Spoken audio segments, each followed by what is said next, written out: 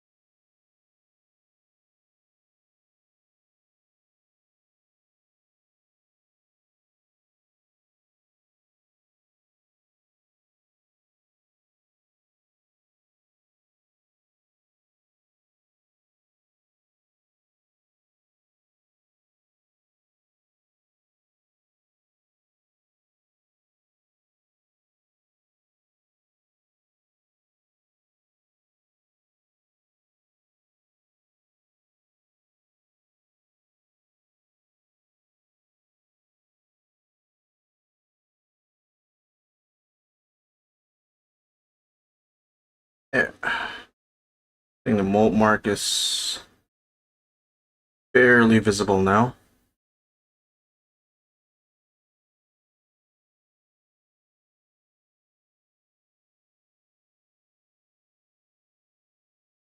Almost gone.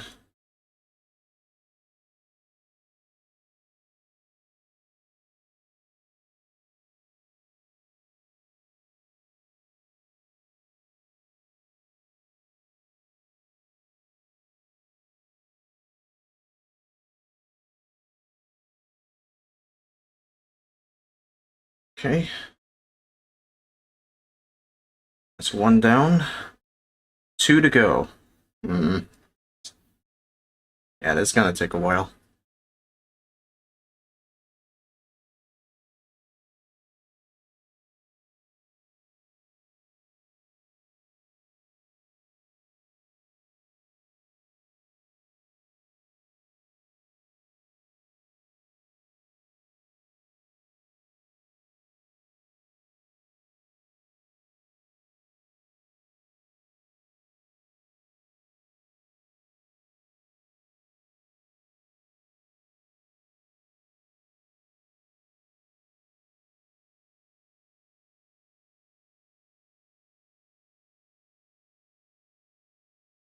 Hmm.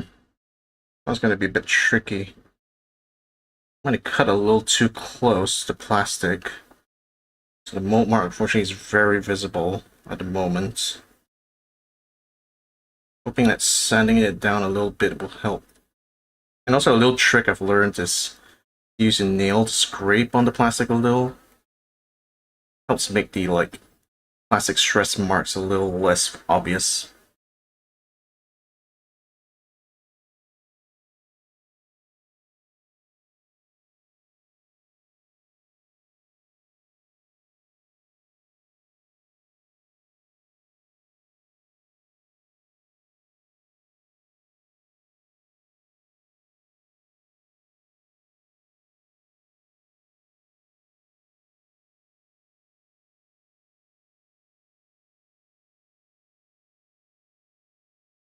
Oh, figured it was Ozzy Osbourne.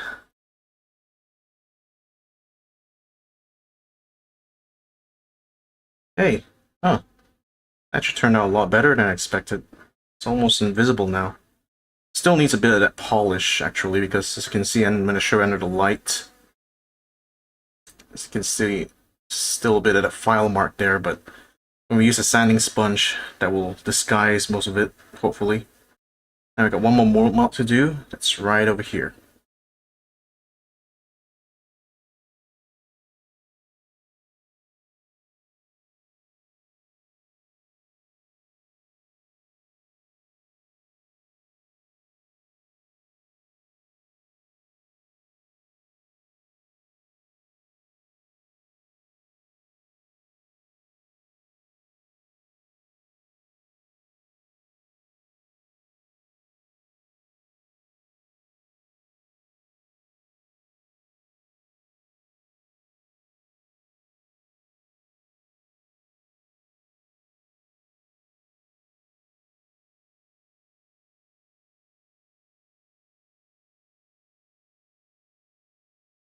Just a little bit.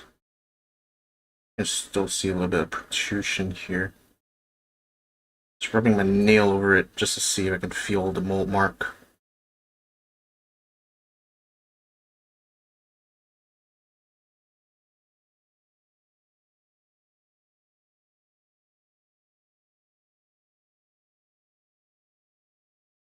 It's barely there, but I can't feel it over my nails right now.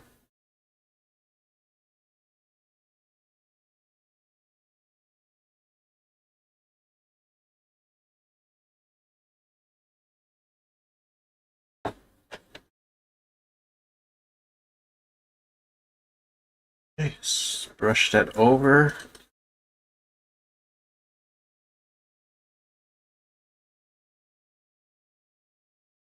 Now let's try to use a sanding sponge.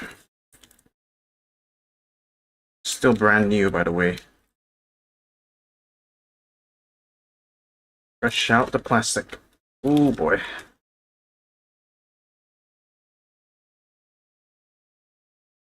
Right, let's try. I'm gonna try on this surface first. So step one, gonna file it down.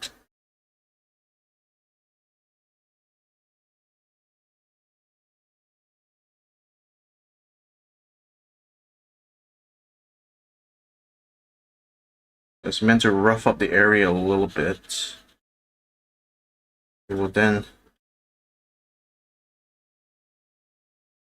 proceed to smooth down with the subsequent steps. And give it a little bit more. Kinda don't want to over sand it.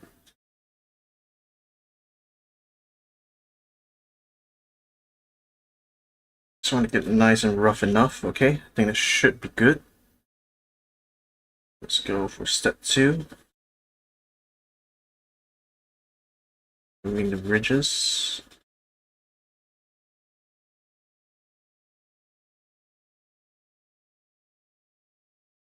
But yeah, this is basically like progressively sanding it down with like higher and higher, actually lower and lower grit.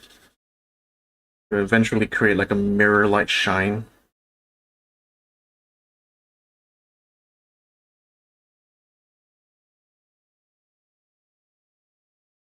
Give it a little bit more on step two.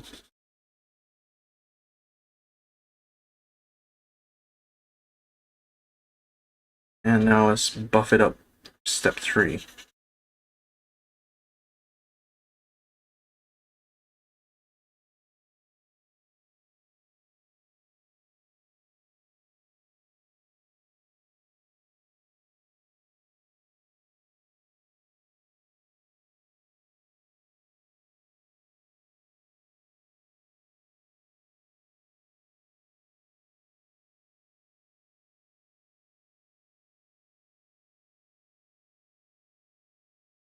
Hmm.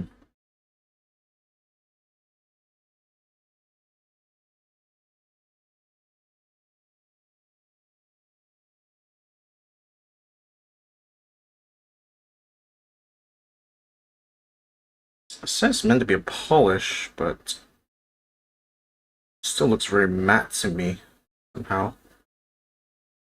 I can barely notice it now, I suppose, under the light, but you can see it's not really a glossy shine. Unlike my old sponge. It's a bit disappointing, really. Oh well.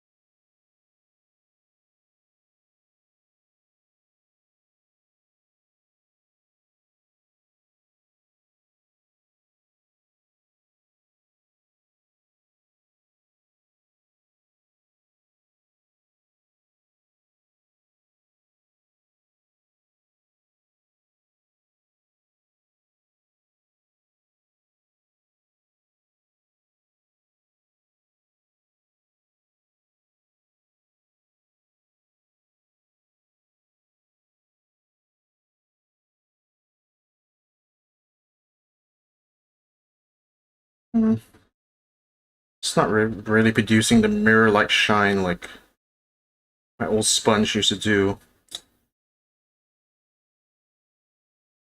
Don't know if I want to like buff it up a little bit more, my old sponge or not, because that does produce a bit of a mirror shine.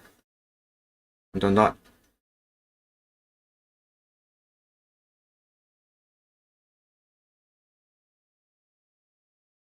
definitely not as like smooth as an actual gloss coat, but you know, take what I can get.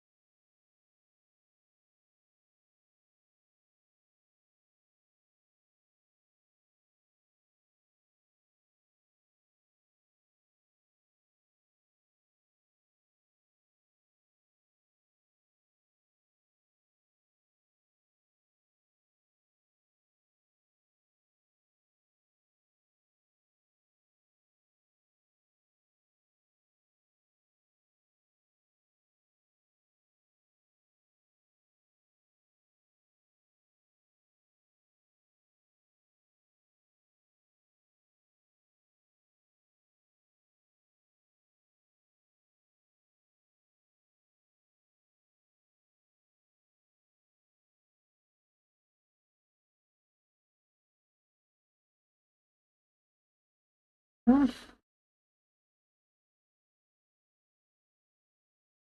Sounds just alright.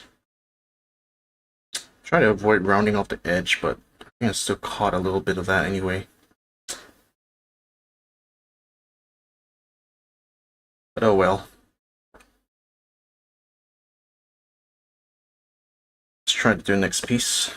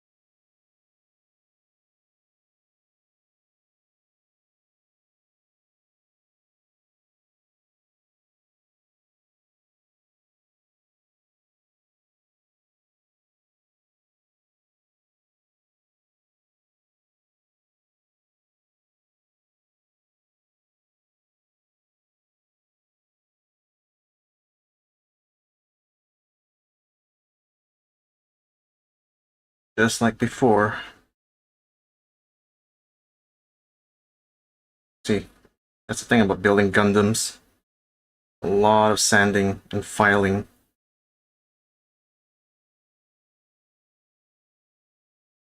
Still a little bit of a ridge there.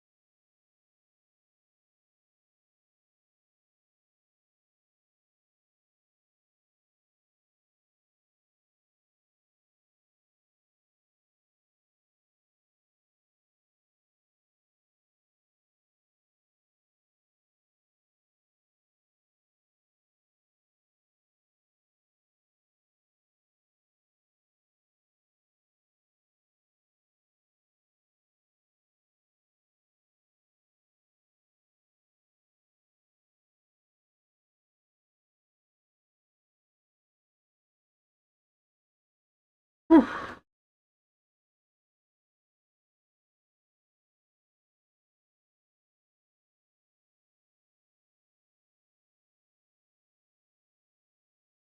There.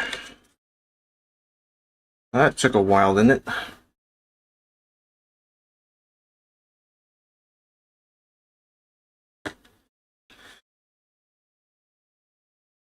Now to do the sponging.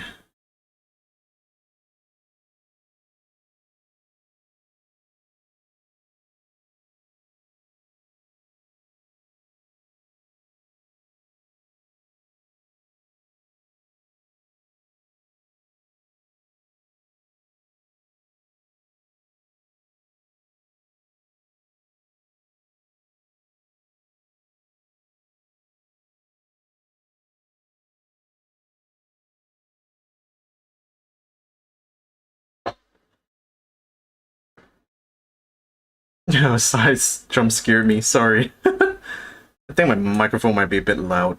Let me check.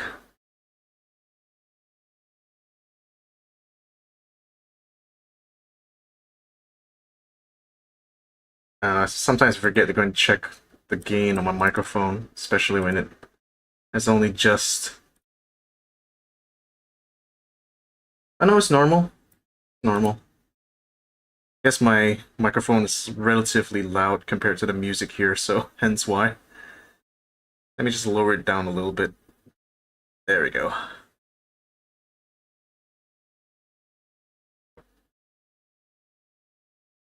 Right, where was I?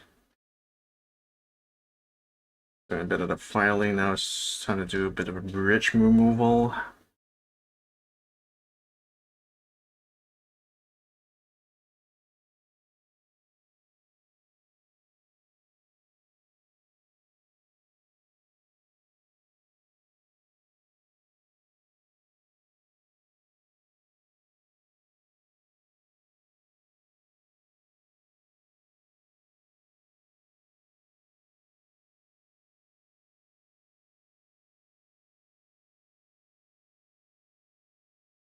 Oh, figures, like, you're watching from YouTube, right? I'm actually streaming music, but I only have it set up on my Twitch only. So if you want to listen to what I'm listening to, you'll have to go to Twitch, unfortunately. Can't do it on YouTube because of copyright.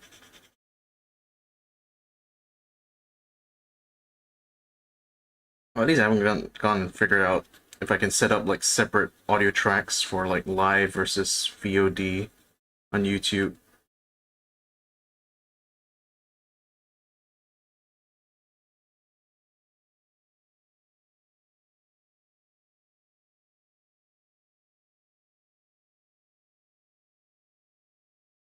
Hmm.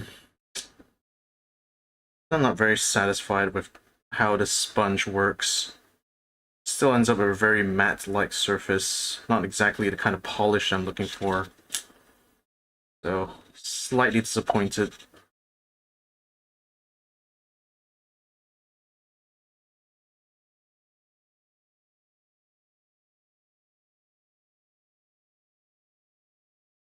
Maybe I'll just have to find something else to actually get that mirror-like polish I'm looking for.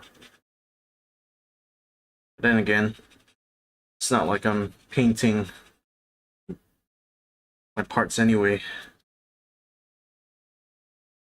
It's just bare plastic.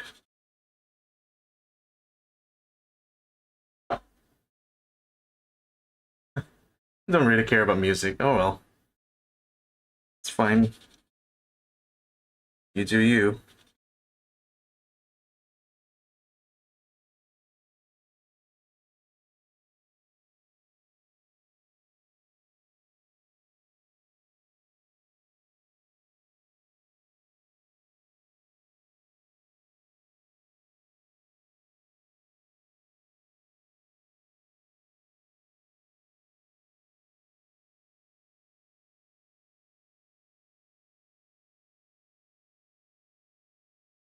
Hey, one last bit to do here. Then we can already move on to the next piece. I used to call Gumdans Guntans. Yeah, I know.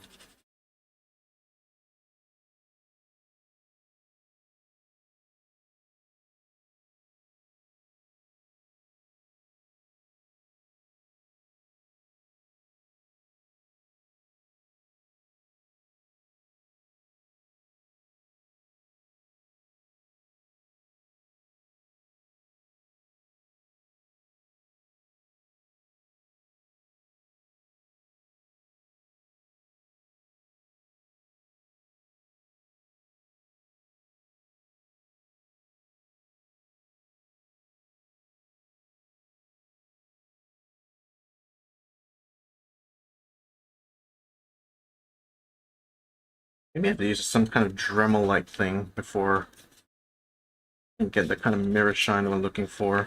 I don't know, I still got it pretty good with like the old sponge. Or at least better than this. Still wasn't a perfect mirror shine. Still does feel smooth under the nail though.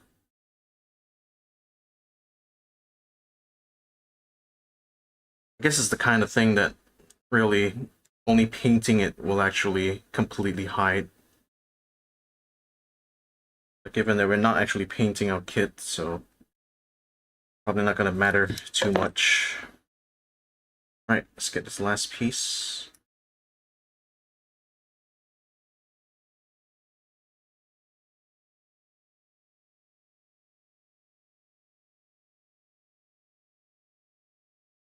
Also realize probably another reason why it's so loud on the mic is because I'm a lot closer to the mic than I normally am. Like literally right up against me right now as I try to lean in here to see what exactly I'm doing here.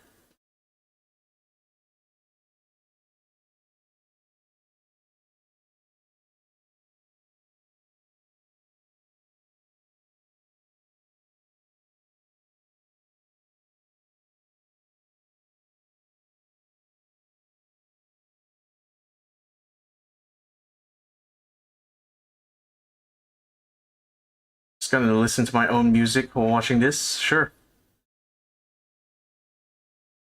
That's one way to get around copyright.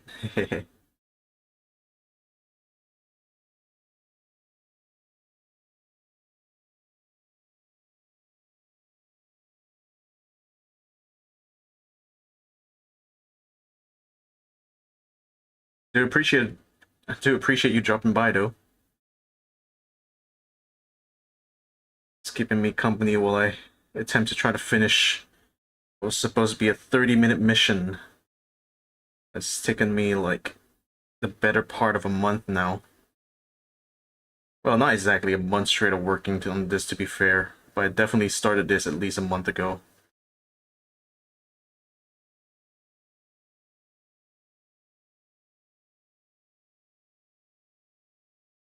How about you though? What have you been working on lately?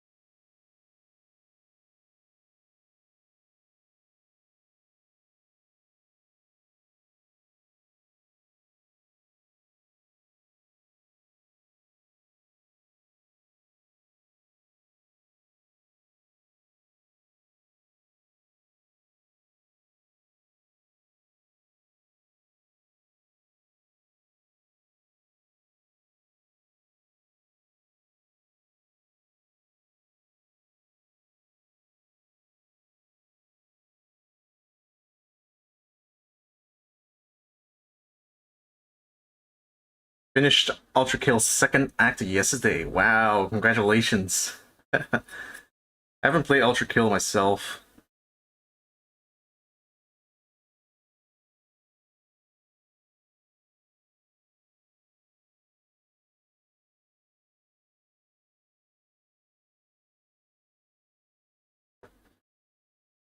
Did it take you long at all? Or was it like all in the day's work?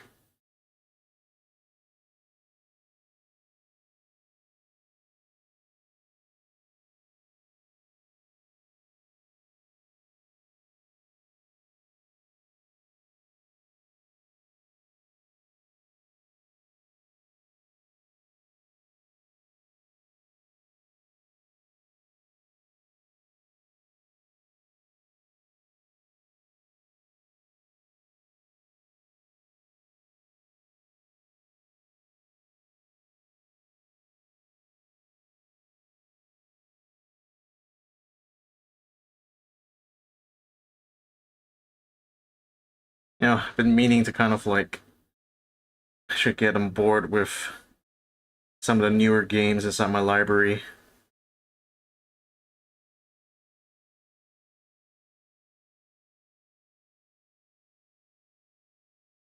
Like, didn't take long, did it in lenient difficulty. Standard difficulty is too hard for me then. Oh. Well, fair enough.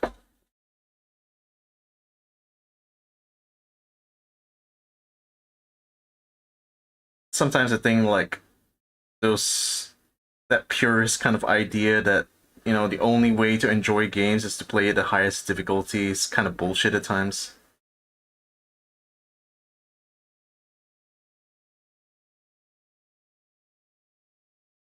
It's like if I'm looking to have more casual, relaxing session, I'd definitely be playing it on normal. Or sometimes even easy if I'm just feeling like I can't be too bothered with the challenge sometimes.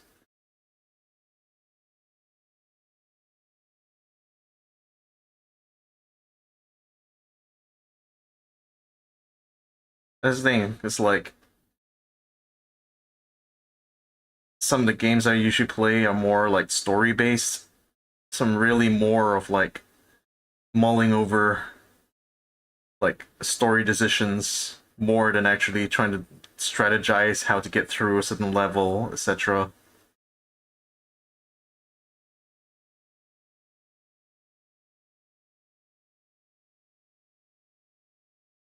I was getting dunked by moving statues with working plasma basketballs.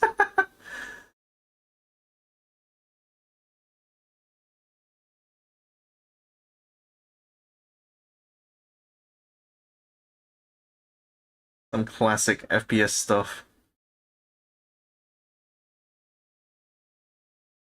Like I myself only like recently finished playing like Doom 2016.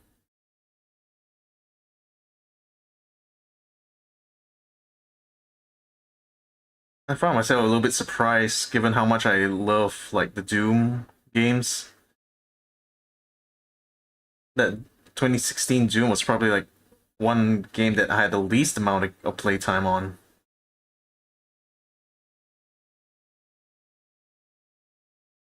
And that was one game I like set out to actually beat on like the at least the hardest accessible difficulty. I don't think it was. I think there's still like one more difficulty setting above that, but I think I had to only unlock it after I actually finished the game.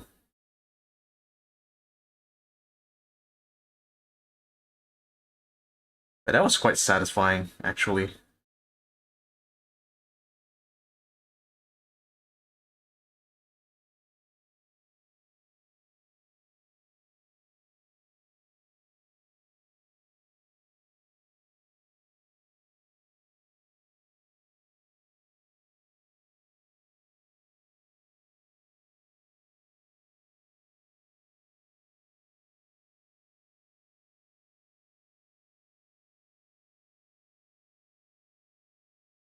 There's a gun in Ultra Kill that lets you throw coins. not gonna tell you how it does damage. Does it charge them? Like, with interest?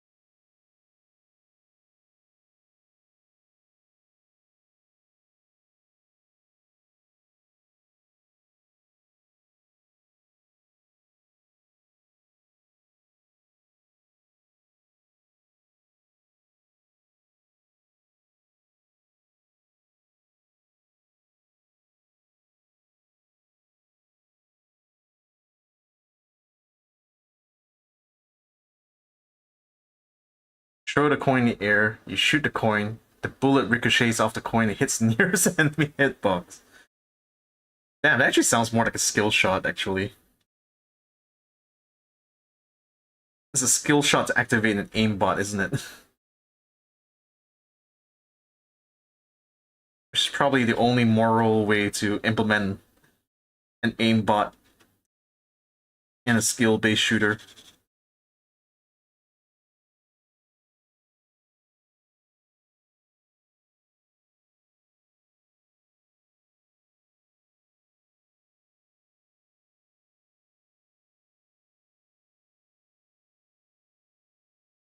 Like, now that I've already done, like, Doom 2016 and Wolfenstein New Order, I think it's about high time I actually get started on, like, the newer Doom and Wolfenstein games.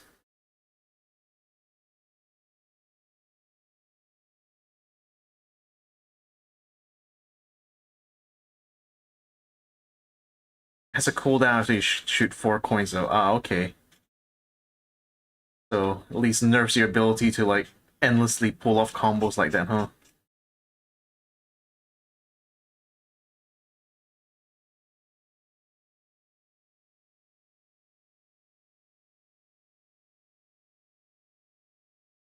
Alright. Now I forgot that all that sanded down.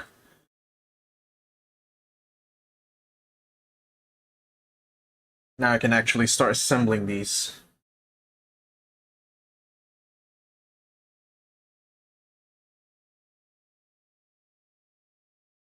So that's these two pieces together, and this one on top. And voila! We only completed step 1. Good lord. I swear Gundams take so much time to build. Like, crazy. How long it takes to just get through one simple bit.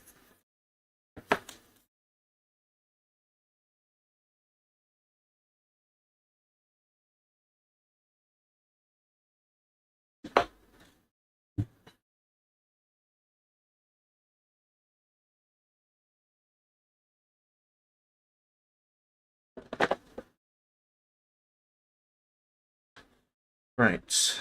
Now we need A230. This one.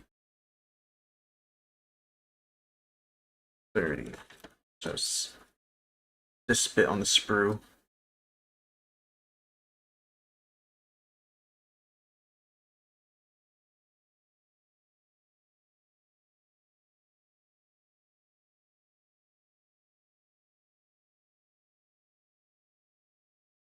Ooh, a little close. But to be fair, it's like at an angle. That's why it's a little tricky to cut. And what's that? C2.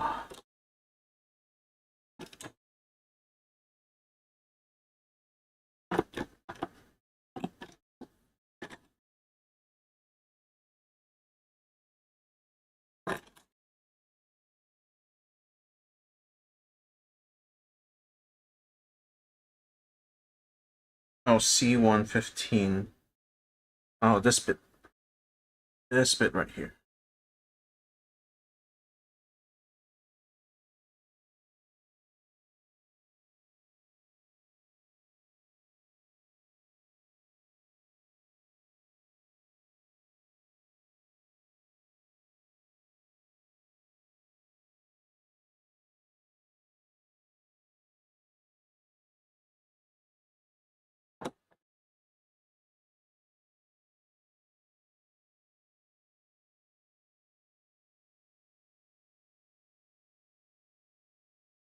By the way, Ultra Kill does give you the guns you got in your previous playthrough when you start the game from the start. That means you can get every gun in the game in the preludes 0 to 1. Oh, so effectively it's kind of like a new game plus, huh?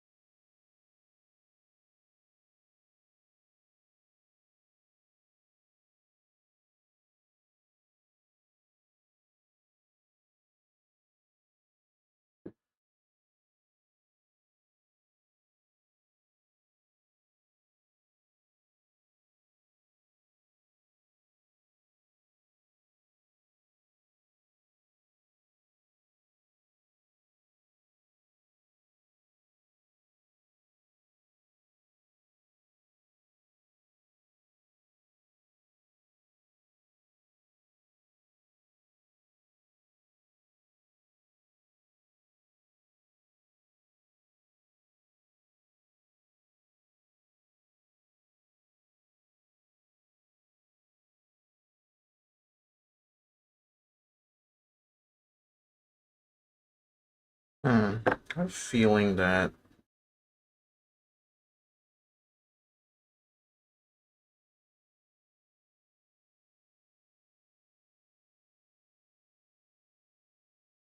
it still sticks around the outside of the thing.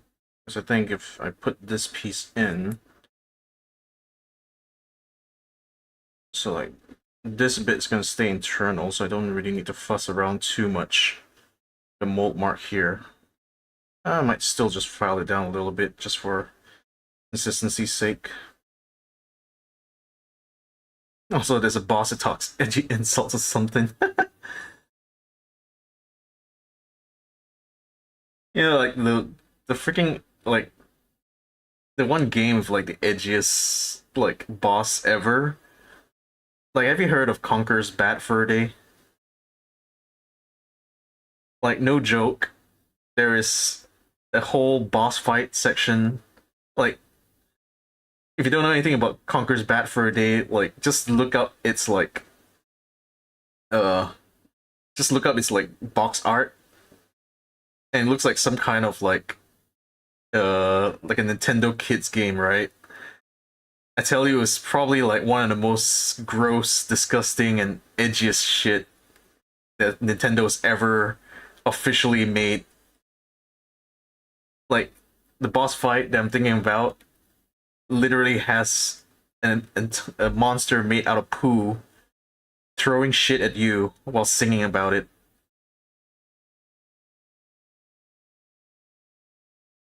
It still remains one of the most amazing things that Nintendo has ever made for once.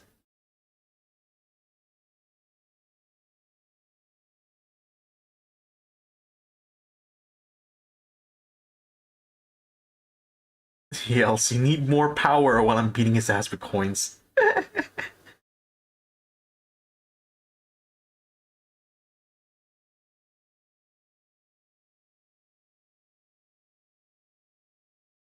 Like, go on YouTube and search like the Great Mighty Pooh from Conker's Bat Fur Day. You know like exactly what I'm referencing.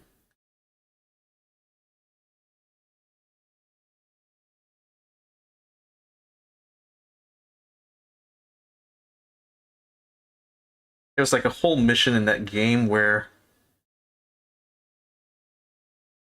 you come across these herd of cows, and the way it progressed to the next stage was by feeding them prune juice. So much so that like they start pooping really bad.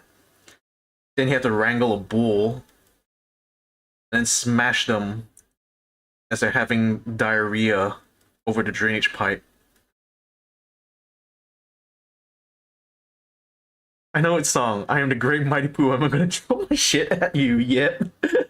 That's the one. Conquers Bat for a day. Gosh.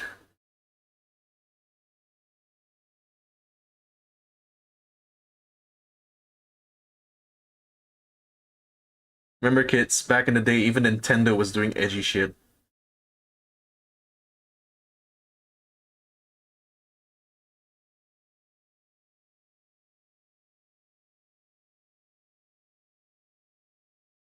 The whole game is wild, though. The whole game is wild like that.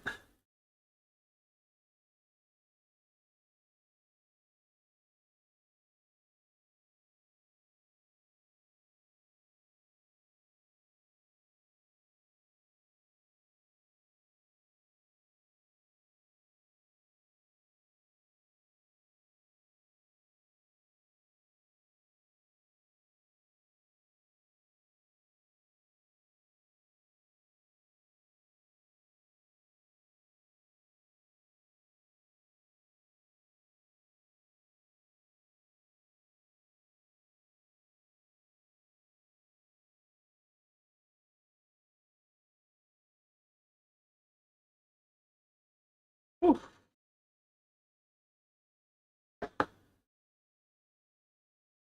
That sure took a while.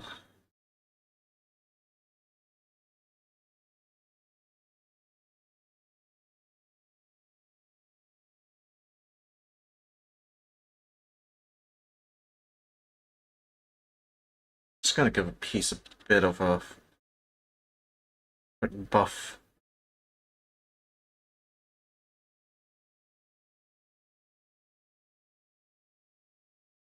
By the way, considering Ultra Kill's edgy talkers and angels, something like that is funny as fuck.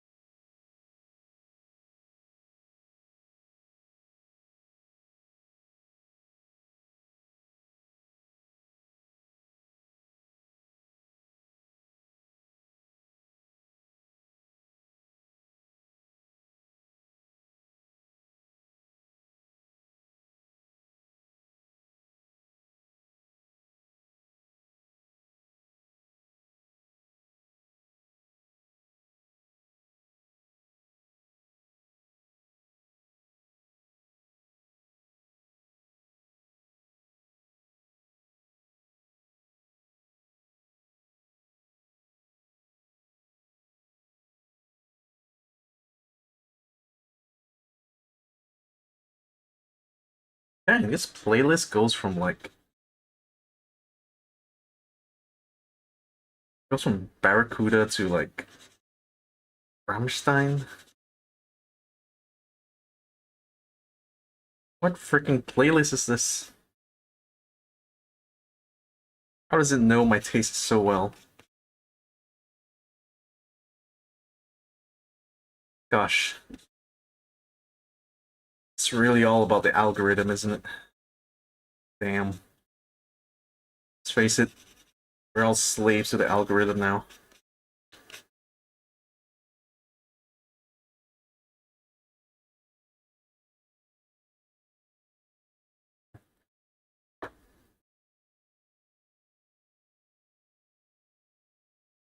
It's like on one side you got Tina Turner, on the other side you got Metallica.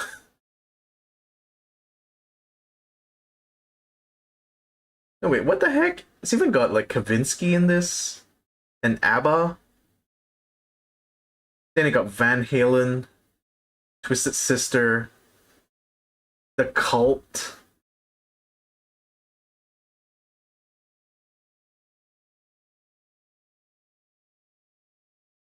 And then out of nowhere, Soundgarden. A Spotify playlist goes from like Girls und Panzer to fucking Ultra Kill. Damn. Truly a man of culture you are.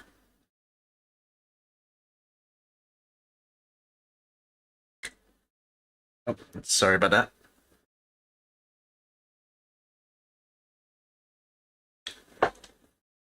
Actually, if I could position my microphone a little far back, that makes it actually a little bit more comfortable here. I'll be bumping into my microphone every now and then. Okay, I think that's the shoulder piece. There in the focus. Shoulder piece almost done. Oh, I mean, actually done.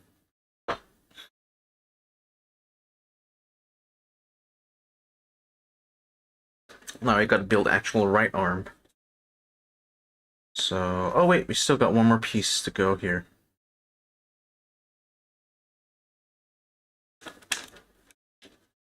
Oh no, adhesive stuck on my manual.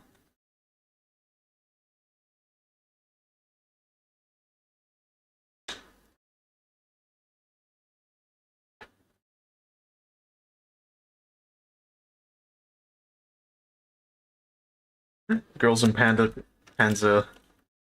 That's Yusha to divine intervention.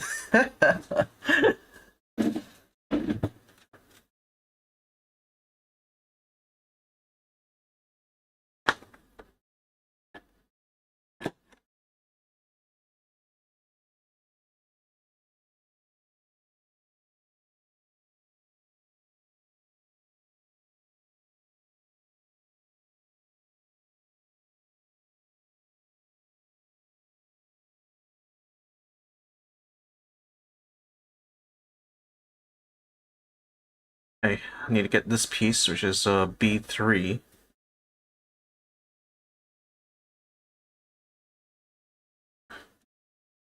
Just gotta be sure that I'm not cutting the wrong side of it.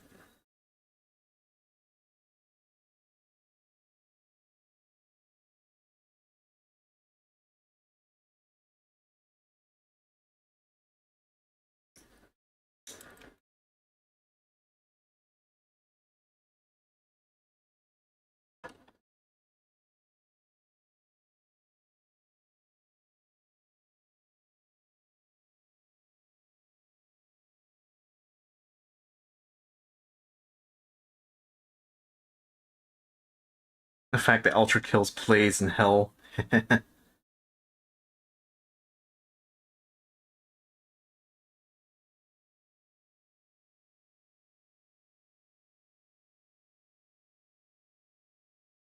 Oh, okay. It's Van Halen cover.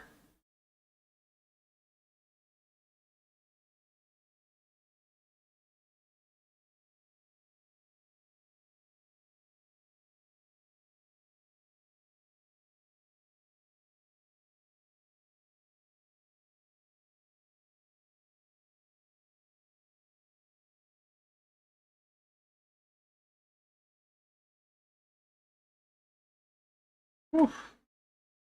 Very tiny. Do a little bit of that.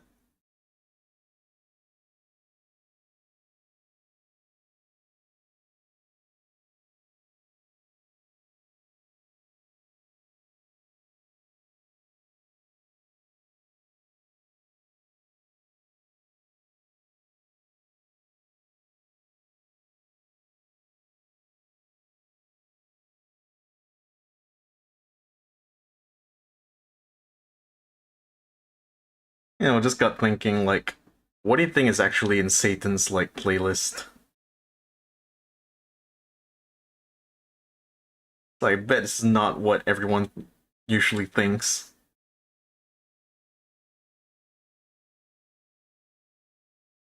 Like, probably for Satan, like, satanic metal probably doesn't do anything for him.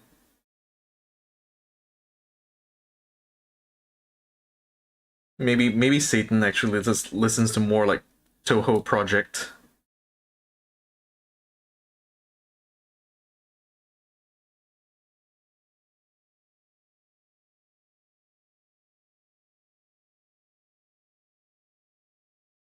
Okay, so that piece goes in there. And that actually completes the, what do you call this? I think it's like a pauldron, isn't it? I think it's a piece that's meant to go, like, somewhere around here.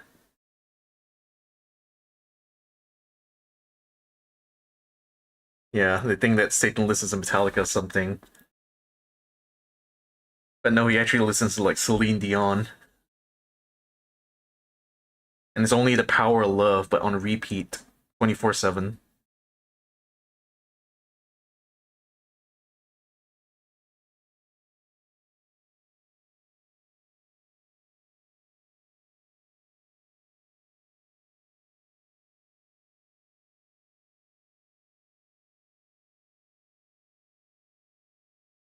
Right. Now I need to go and get A2, 25, 31, and 24. It's exactly as how it's laid out here.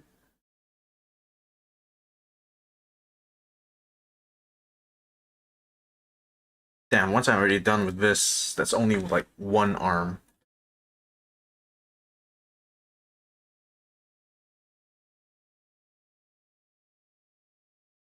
There's 24, 25, and then 31 here. So let's go and snip those off. Imagine Satan listening to like Claire de Lune or something.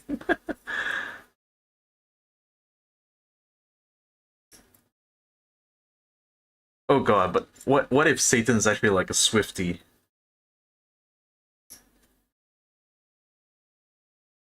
What if like 1989 is like Satan's favorite album of all time? That would be hilarious. I could definitely see like Satan absolutely being a Swiftie though.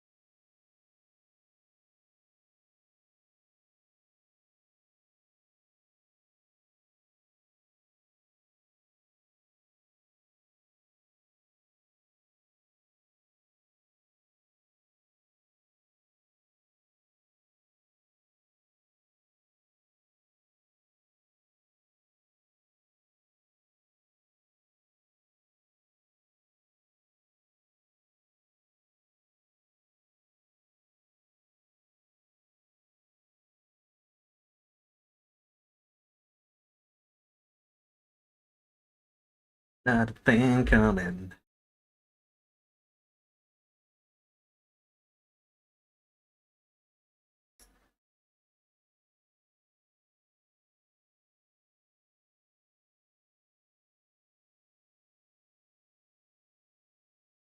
But I tell you what, the songs that are in praise of Satan are hella way cooler than anything in the praise of God.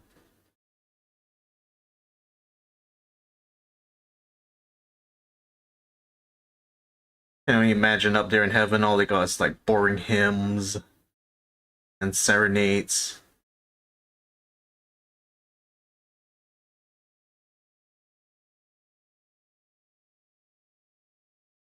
Whereas if you go down to hell and chill with Satan, you got Claire de Lune.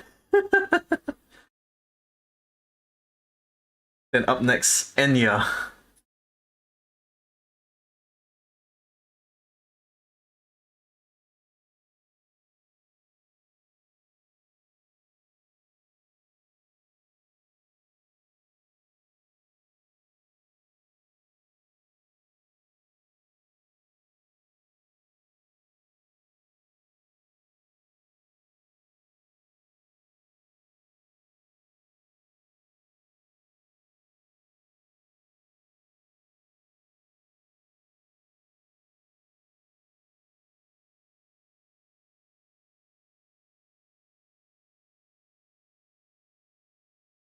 Sorry.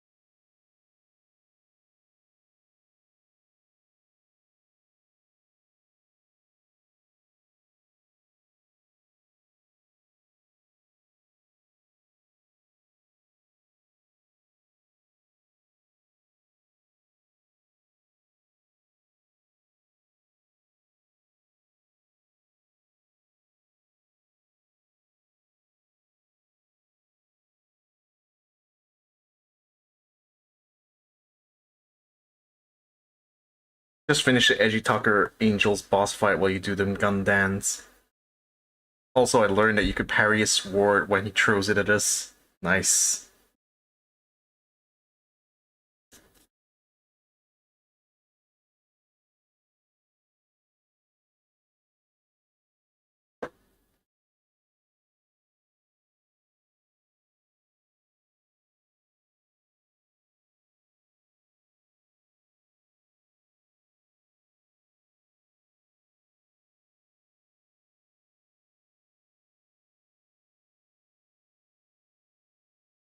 Wait, do you like parry the sword with a gun or something?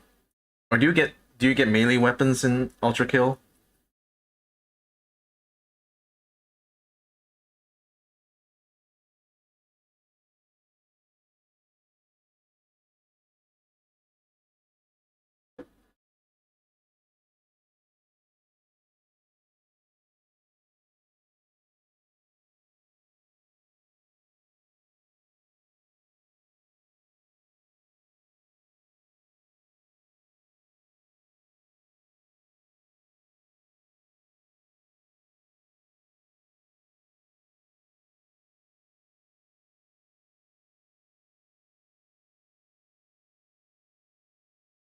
You punch the sword to parry it. Now that's proper.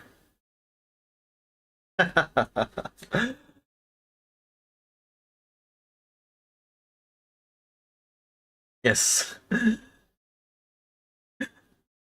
Who needs a sword to parry when you can just use your fists? Perfect.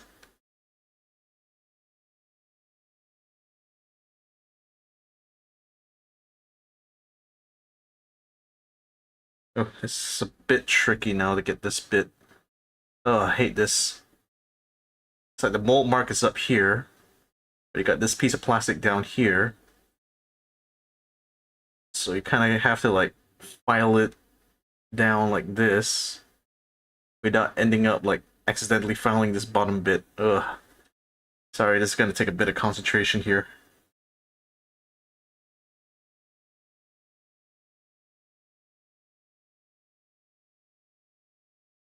And the worst part is like this is also a big flat area as well, so no matter what I do, I think it's just gonna end up looking like a mess. I'm still gonna try anyway.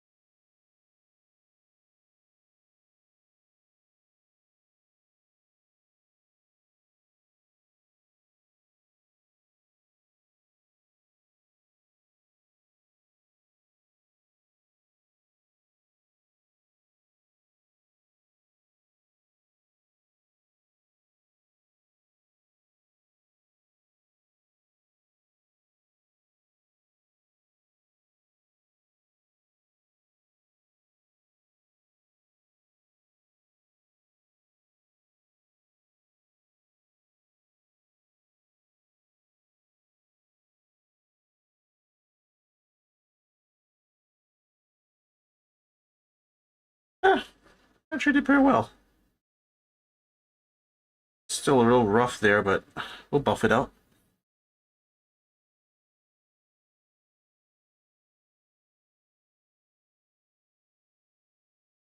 Oh yeah, Twisted Sister.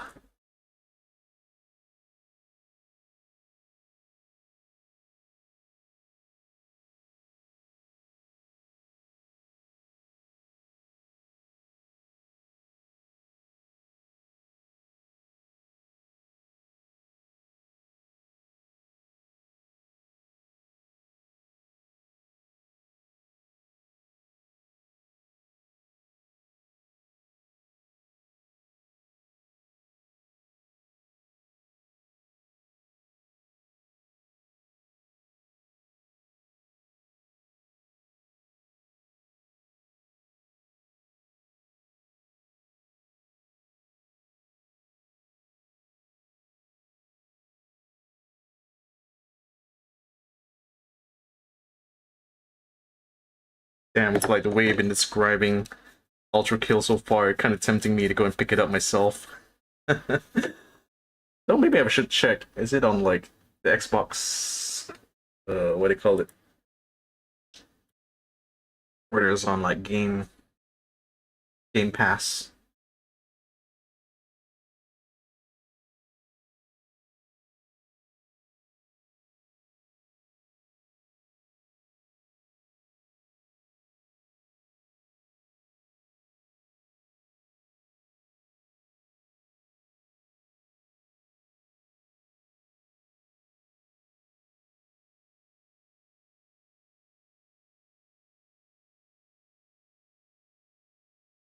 Yeah, I guess I only got need to.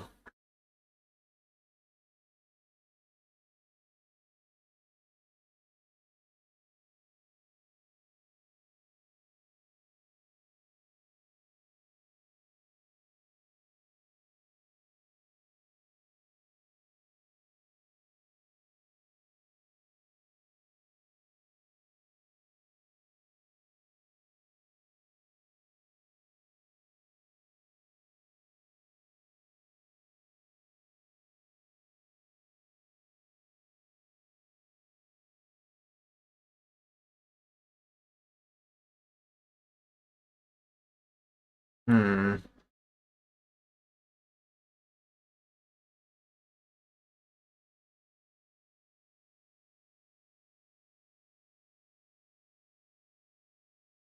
Oh, what?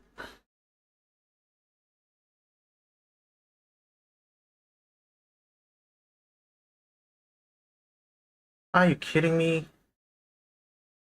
Microsoft is forcing me to set a new password.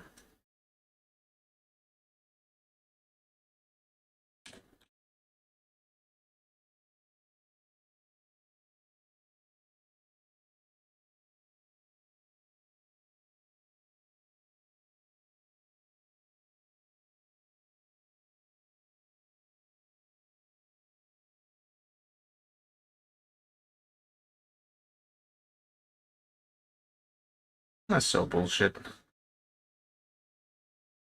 Let me check this out on Game Pass. Hands right because I'm currently beating AGA New again. It's only on Steam. Aw. Oh, that sucks.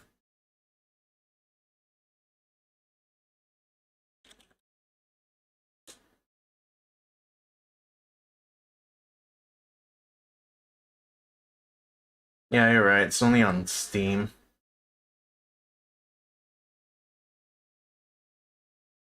I only got, like, Warhammer Bolt Gun. That's not the same. I don't know. Maybe if I, like, feel like it, I might just go ahead and pick it up on Steam anyway. Probably not that expensive, isn't it? It's just one of those, like, indie, like, FPS games, isn't it?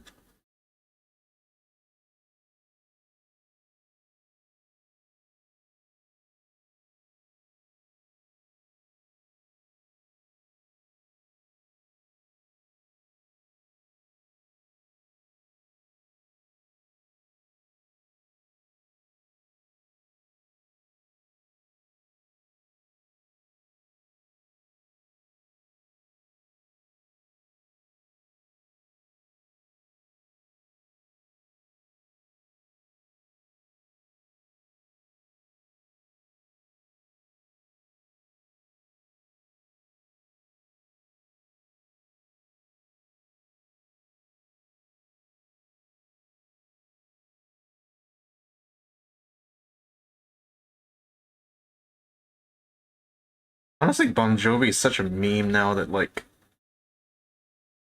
it's easy to forget it's literally, like, one of the biggest rock stars of the era.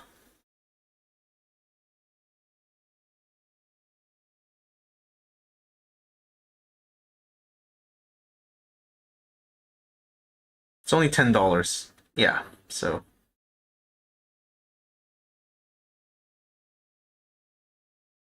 probably can pick it up whenever I feel like it then. I mean, I still got a big ass, like, backlog to get through though, so who knows when I'll actually end up getting to it. That could be something different, right?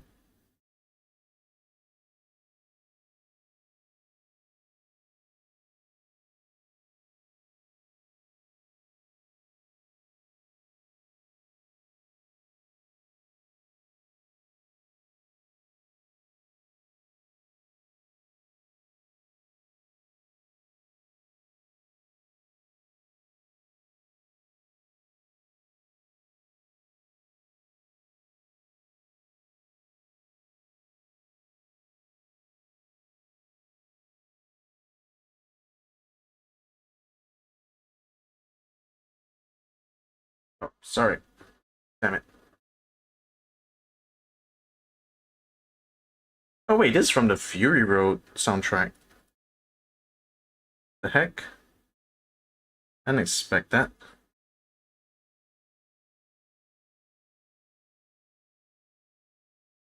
Well, I mean, I did pick a Mad Max, like, playlist after all.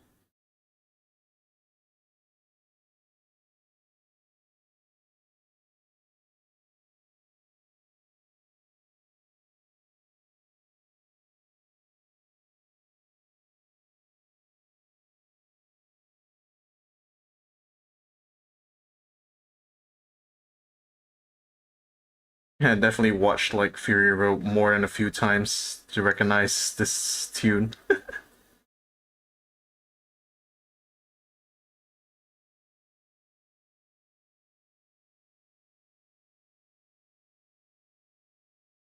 No, I can't say like I can't say that like I'm too impressed by the Mad Max game though.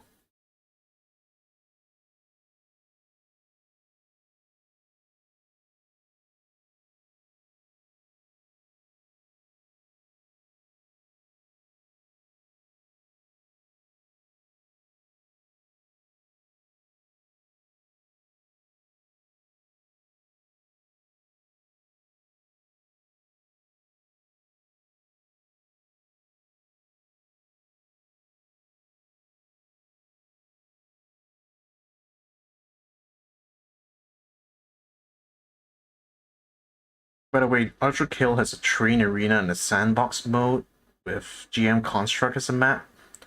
The creator did get commissioned to use GM Construct.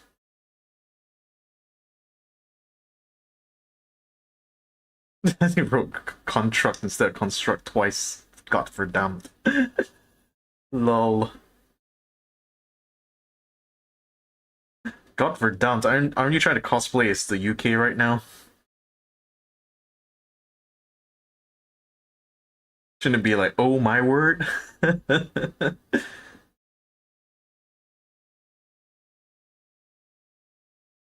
whatever the tea drinkers have been up to lately.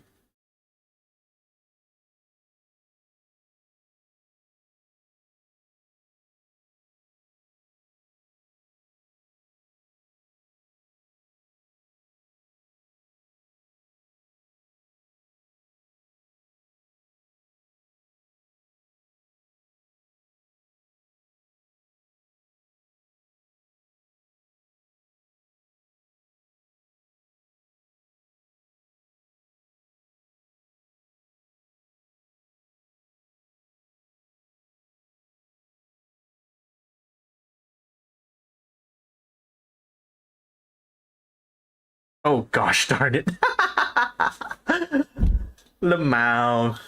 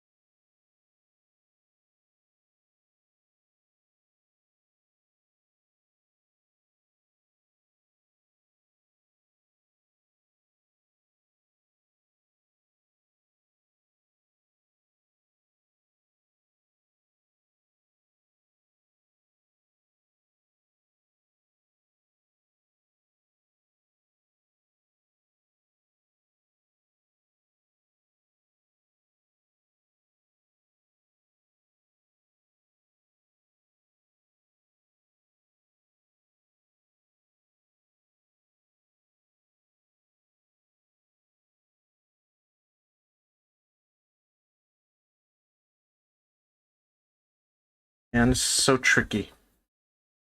Because the sprue, or rather like the mold, came in at an angle. It's actually a really wide like mark that it leaves. So big imprint that's left on the plastic here. It's taking me forever now to like file it off.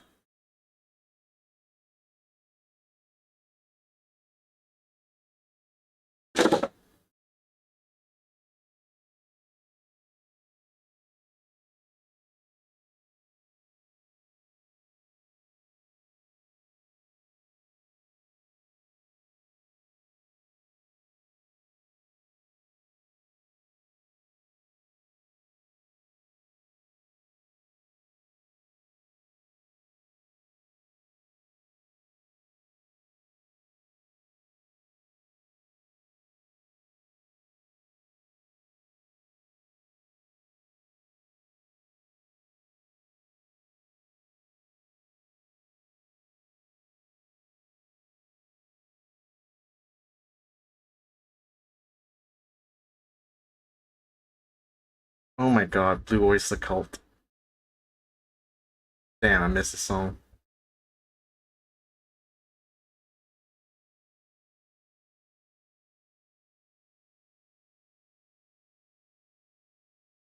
There's a shotgun and ultra kill I like to call the Remington grenade launcher. Isn't that like a China Lake? Or whatever they called those grenade launchers they used back in Vietnam.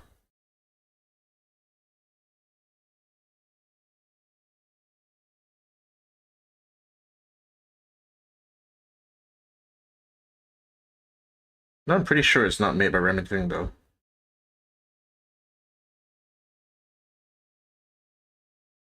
No, to be honest, like a pump action multi-shot grenade launcher sounds badass. Exactly the kind of thing that would be an ultra kill I expect.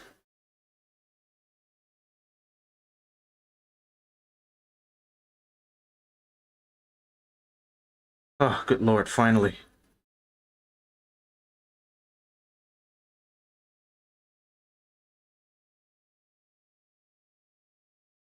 Just a little bit more. Oh, finally gone. Damn, that took a while to like file off. Check the other side. Still a little bit left, so I just need to file off a little bit more here.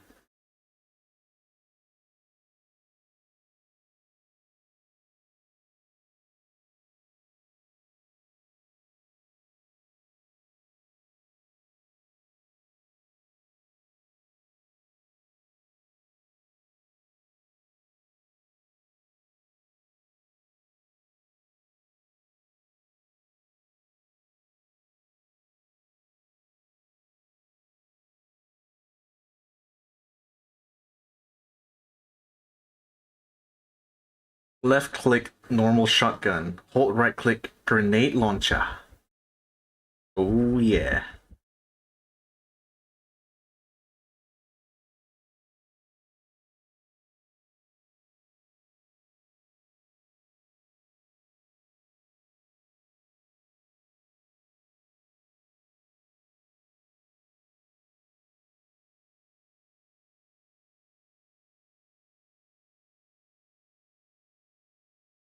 Whew. That has taken us quite some time.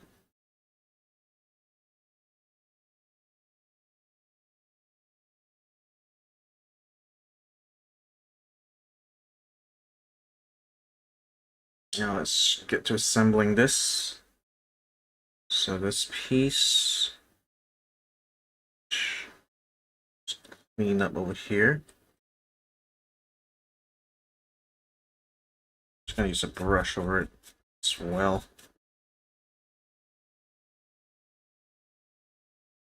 Just to clean up all the microplastics.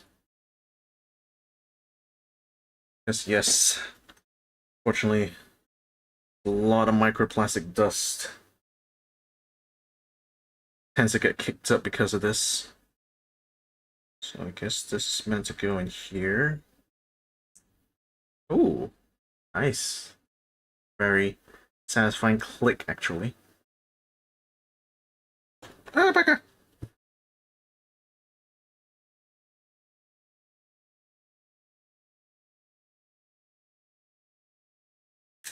Oh, damn. Bet you can even hear it through the mic. That was a very loud click.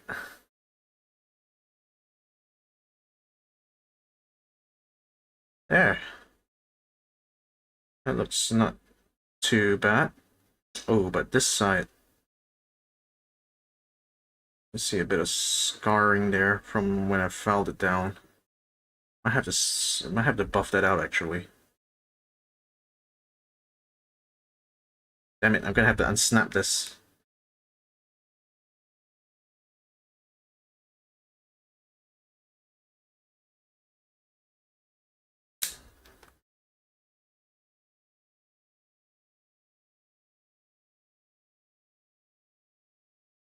Right.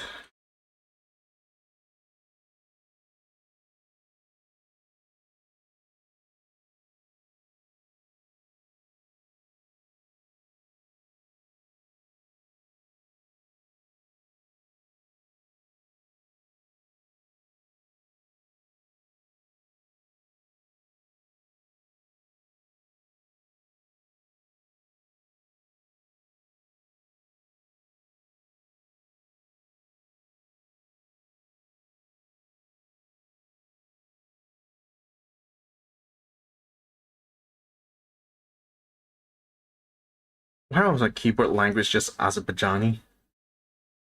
Shit, I don't know, man.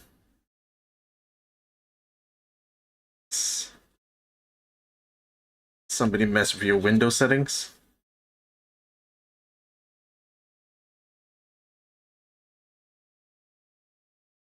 Maybe some random Azerbaijani like broke into your house and like started messing with your computer? I don't know, man.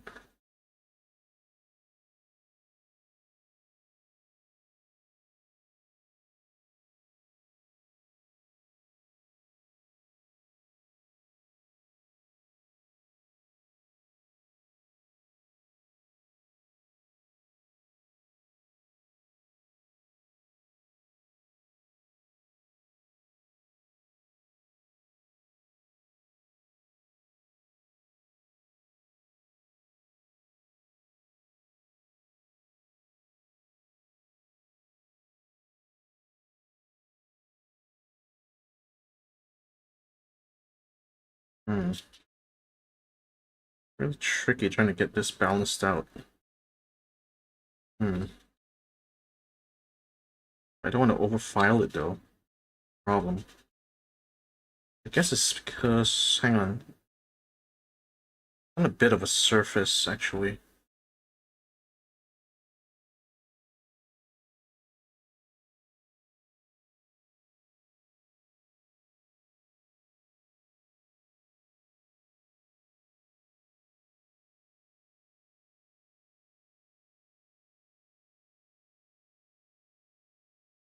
Oh, it's tricky.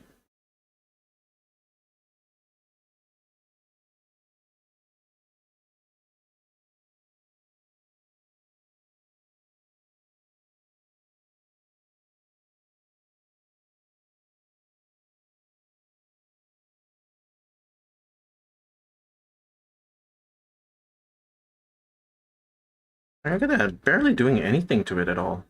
Not even. Hmm.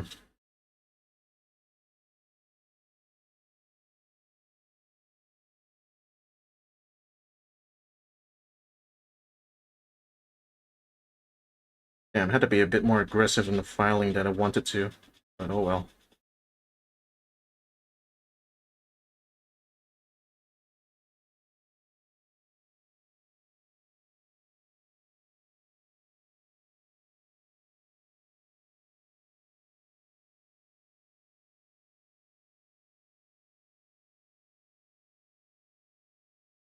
Finally. Now I can see it balancing out.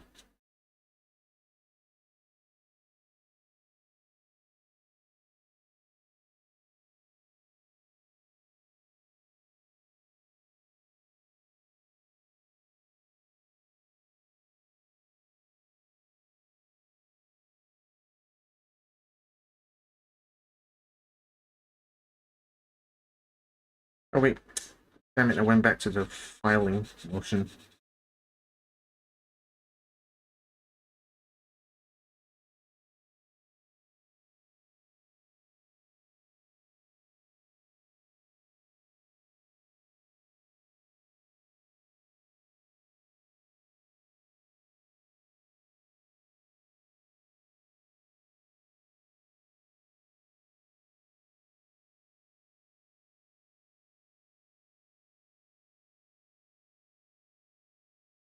Hey,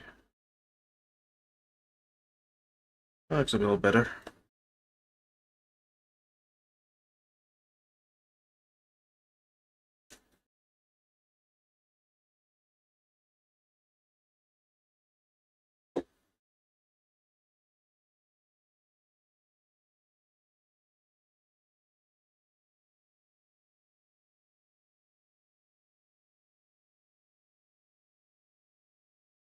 There we go.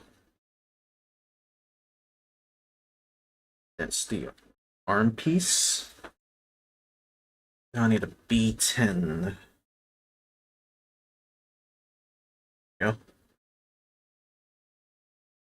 Right over here.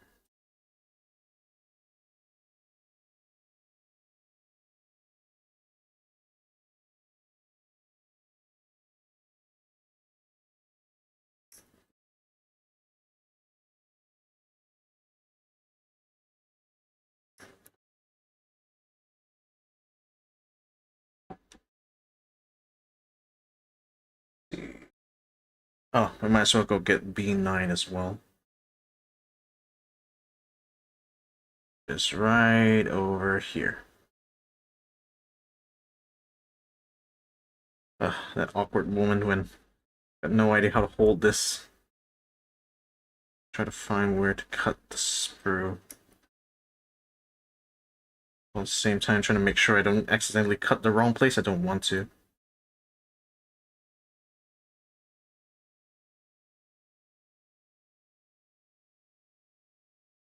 Right.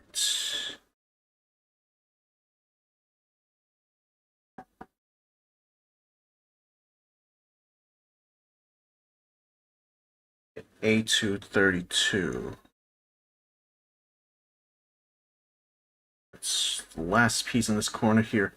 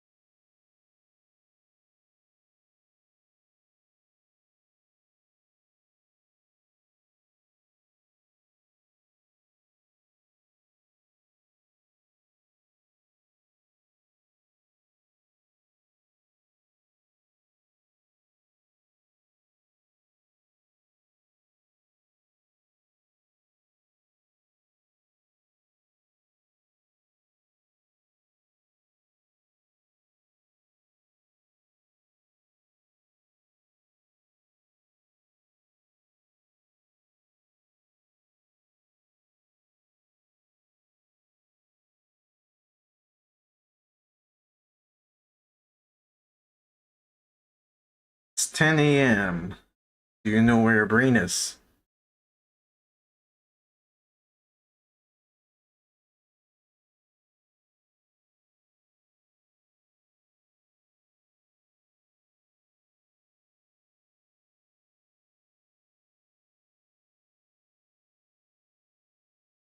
Jeez, says 10 a.m. over there. It's only barely 3 p.m. over here.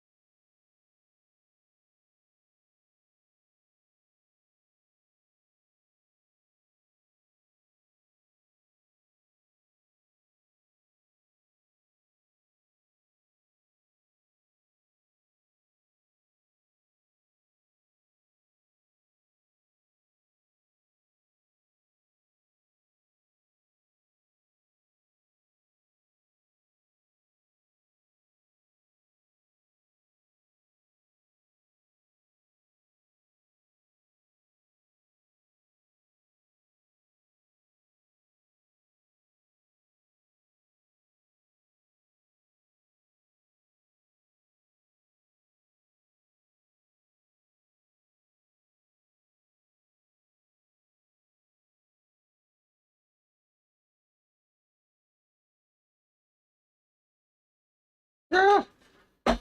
Damn it.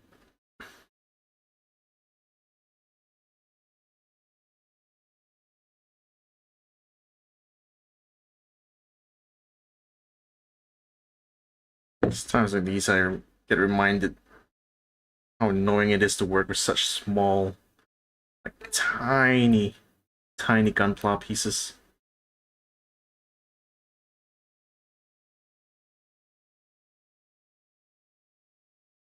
The craziest thing is like I have an RG like Gundam Unicorn, and that thing is just chock full of like tiny pieces. It's gonna be a fucking nightmare to get through that one.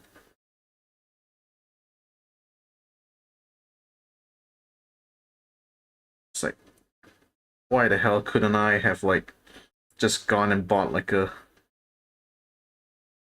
regular sized Gundam Unicorn like everyone else? Had to go for the RG version. Uh, oh well, c'est la vie.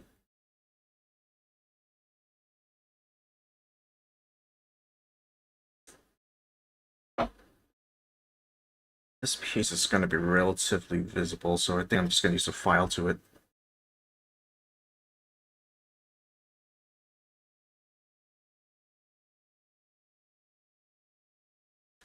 I need to clean this up with the brush a little bit.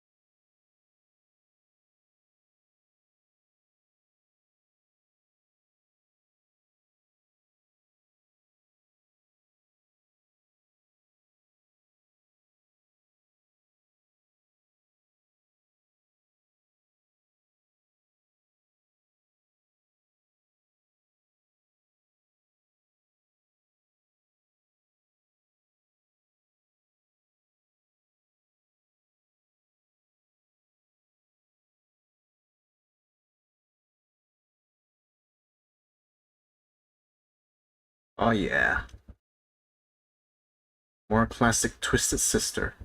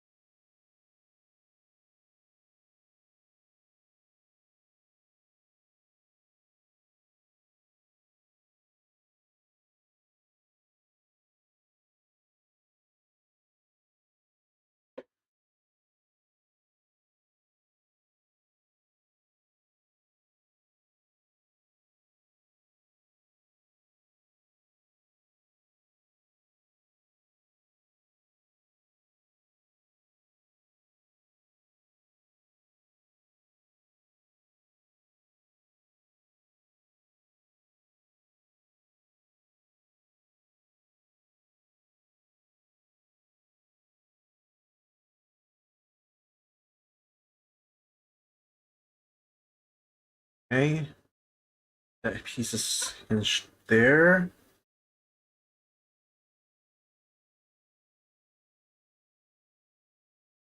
This piece goes on top of this. Oh, but it needs the piece on top of it. Right, so that's where the C1 piece comes from.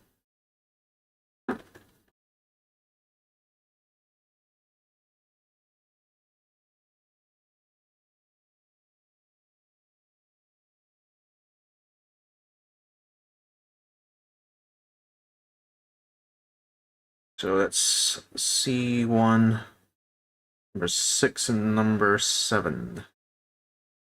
Let's cut these pieces out.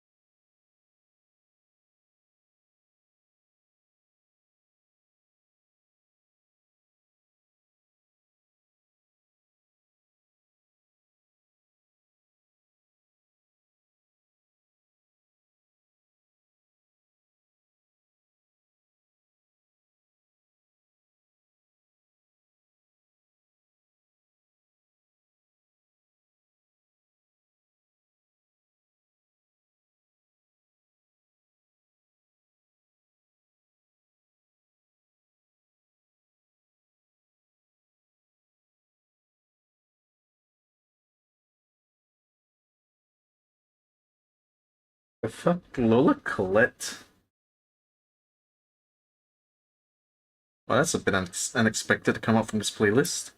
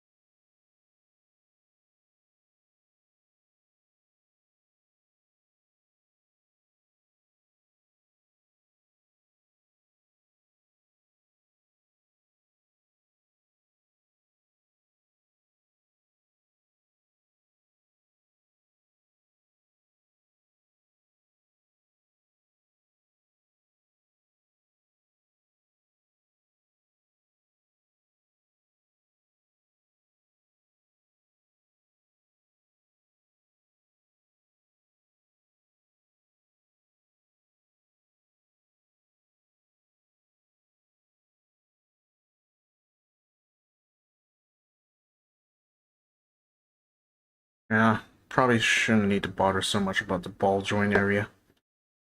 So long as both of these pieces can come together, I think that's fine.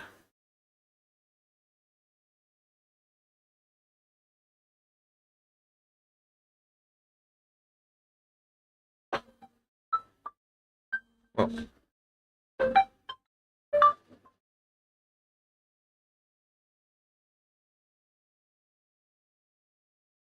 hello?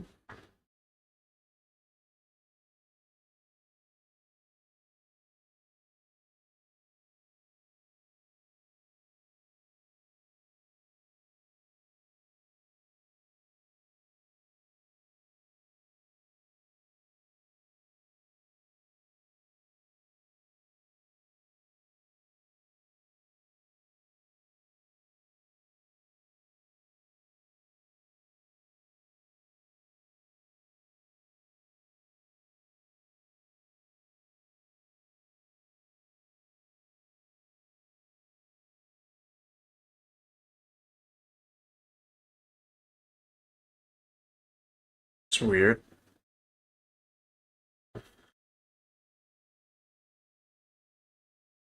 Got a call just now, but no one on the other side. Gosh darn it, mate, I'm exhausted from sleeping all day. Yeah, I know. Sleeping's hard work.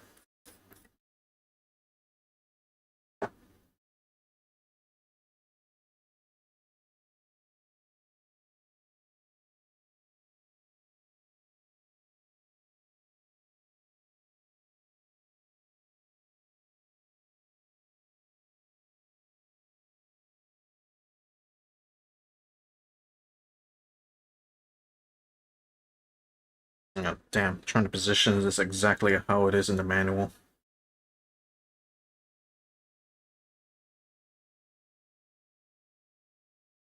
I think it's this way. Then we gotta put a B9 piece. Oh, here it is, the B9 piece. Which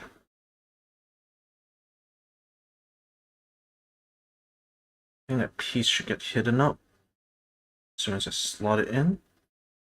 Hopefully.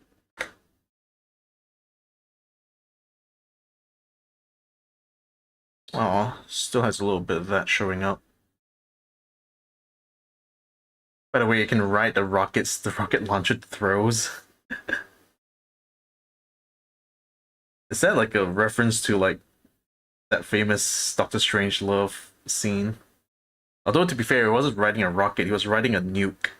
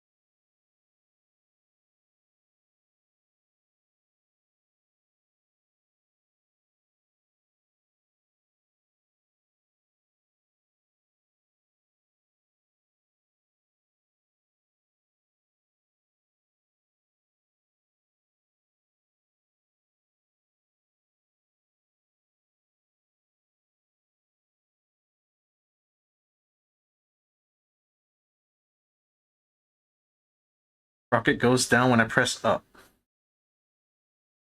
Hmm. Seems legit.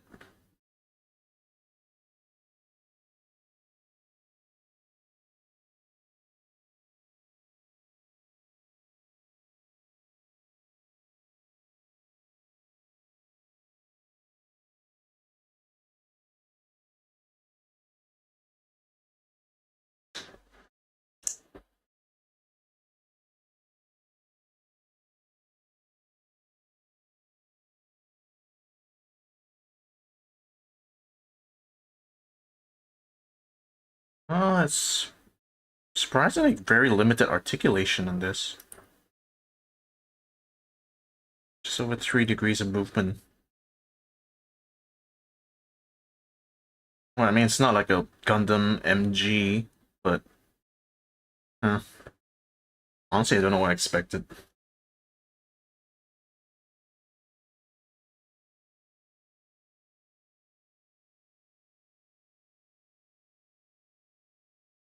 So yeah, that's one down.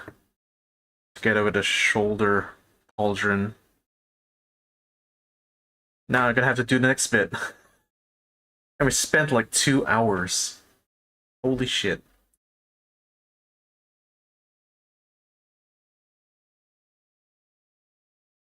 Jesus.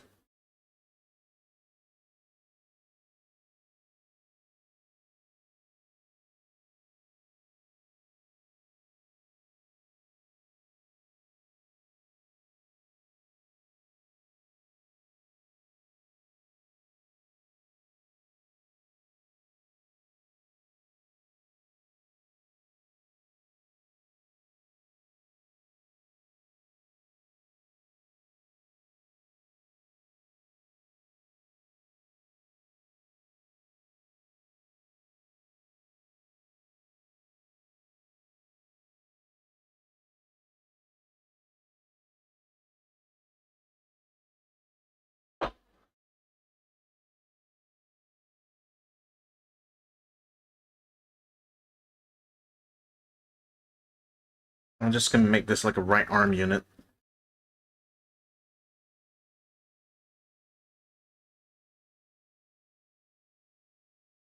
So this fits over this.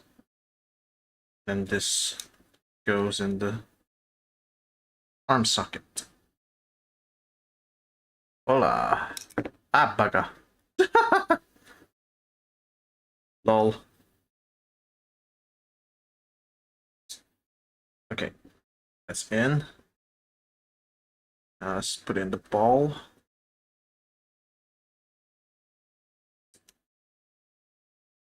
There we go. Look. Old Baskirodo's got an arm now. Yay. It's all coming together. And it took us only 2 hours to get to this point. Ah.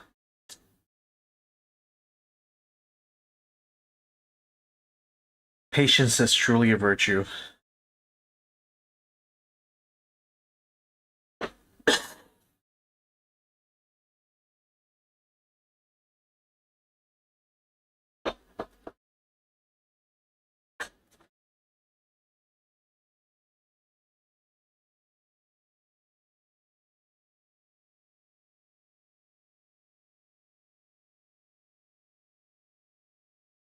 Oops.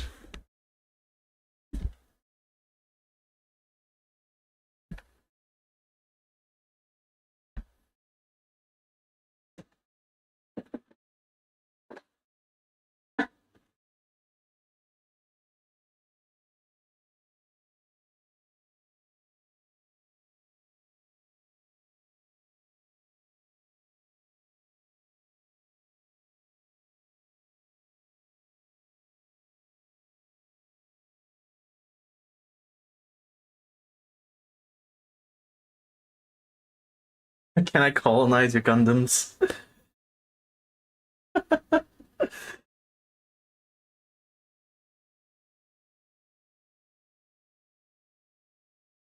Probably gotta do it like the Zulus and pry it from my cold dead hands.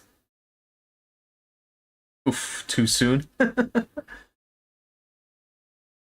Although I think the Zulus actually did lose in the end though, so I guess the joke's on me.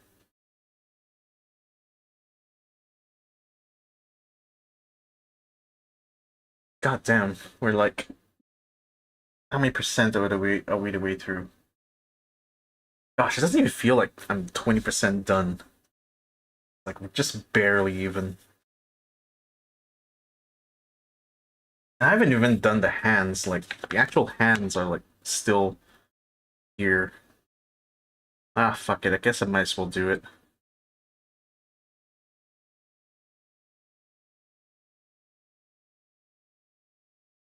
Oh wait, there's like two variations of hands though, so I had to do like 4 hands.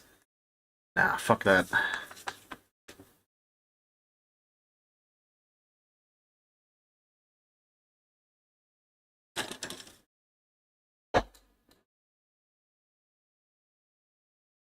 Ugh. Ugh.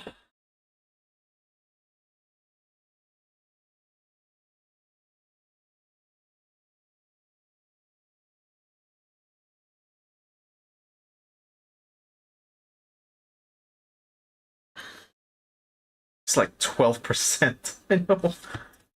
Like, our progress has so far been like this first page, and then like half. Not even half. It's like only this like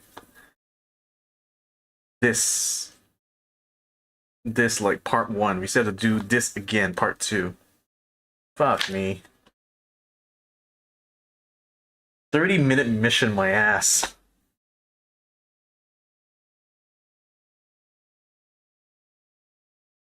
Which, to be fair, like, probably could have been a lot faster if I didn't bother with all the sanding. I can't, it's just feels wrong, you know? But hey, at least it looks cool, you know? It's something.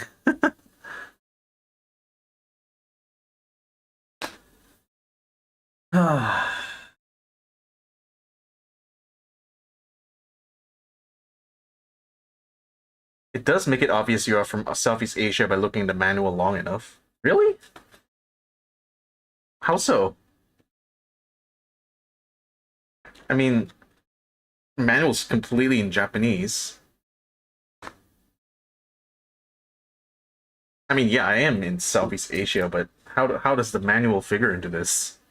I wonder.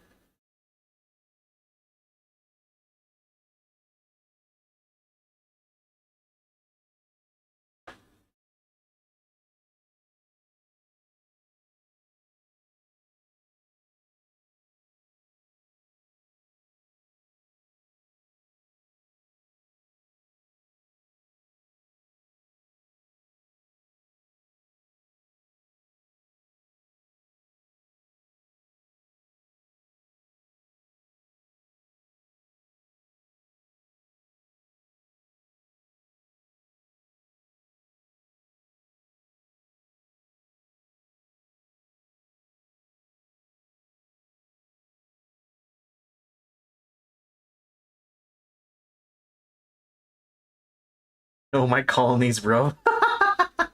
Of course you do. Hey, AJ, welcome back. Good afternoon. Just woke up. Yeah, I woke up. I'm Dad. This is where I've gotten so far, AJ. Like, not this. Like the head and the body that was already done. I only did just the arm, and not even the hands. Just this. This took like 2 hours. Believe it or not. Pretty Gundam. I mean, like I was saying it's at the start, it's not technically a Gundam. It's like it's this Baskiroto. Like don't I don't it's definitely not part of like the Gundam series. Part of this like what they call 30 minutes missions thing.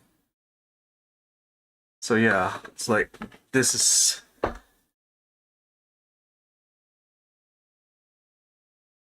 what it's supposed to be like by the end of it.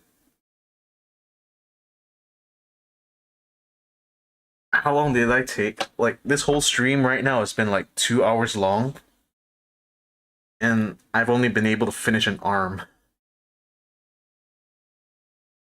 It took 2 hours. Yes, 2 hours just to build an arm. Sigh. Now contemplating if like I want to continue the rest of it right now or like do this in another stream. So much sanding, dude. It's like, my god. Continue. Well, I suppose since you just decided to drop by, might as well, right? uh, son of a bitch.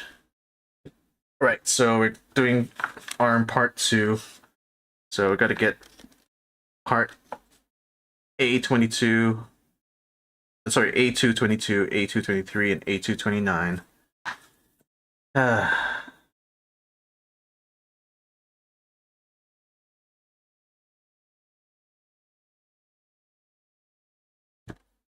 Hope you guys enjoy the music at least.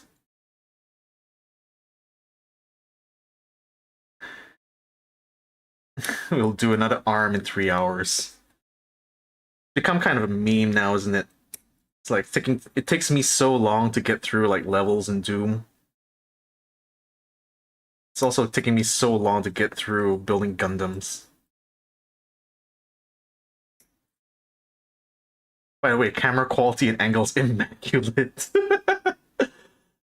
I don't know whether it's sarcastic or what, but thanks, I guess.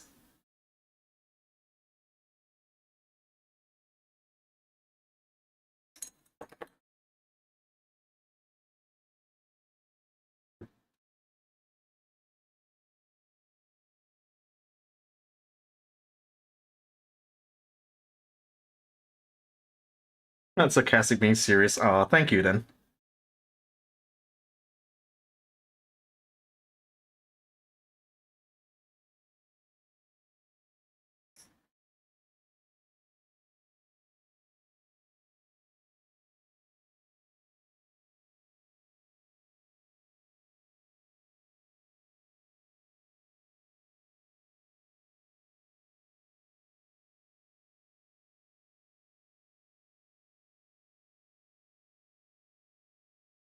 But, you know, like, at the end of the day, like, that's what playing with Gunpla, isn't it?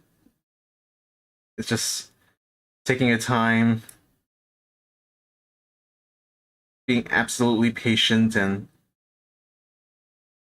being all about the crafting process. It's like the end process of it is really just the reward. Rather, the reward is just kind of like the journey, I guess.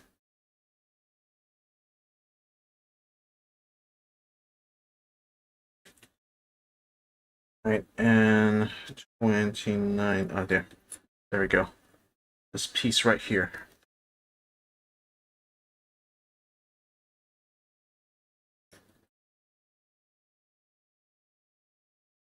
So Gunpla is more OCD than engineering. I guess pretty much. Like, scale models are more arts and craft.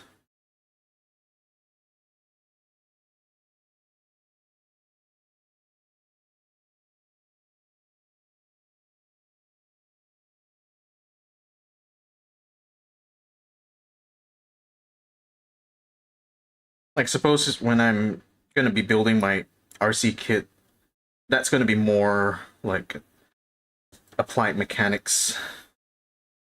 Because really, like, the engineering, I suppose, in like Gunpla is like building these things, like the sprues and like the technology behind like injection molding.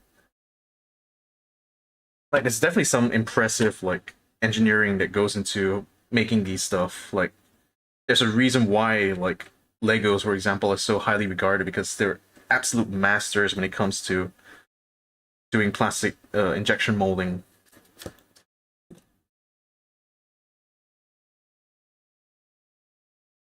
I think for like people who do scale models or build scale models is quite literally more OCD than anything else.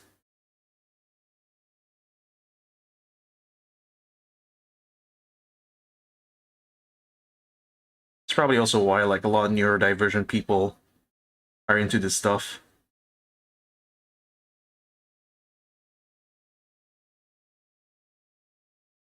Like, I'm not sure if you ever seen like that perfect grade RX-78, and the one that's built with like modern injection molding technology.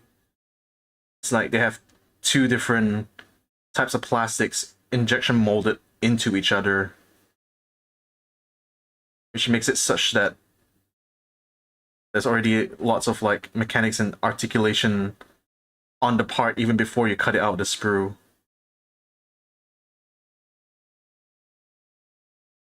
Not gonna lie, I probably won't bother sanding it. Yeah.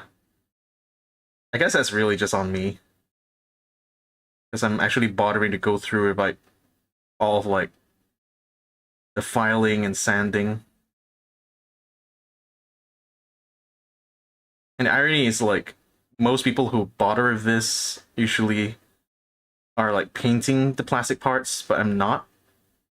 I'm just sanding it down and then like putting it together.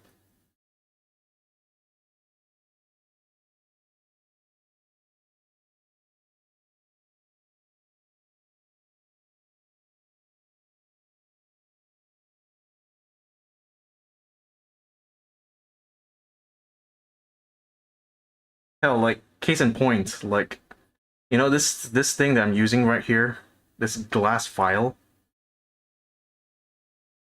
it's actually it's actually a tool for manicurists. It's just adapted for use in scale models because it's so useful in removing like the mold marks.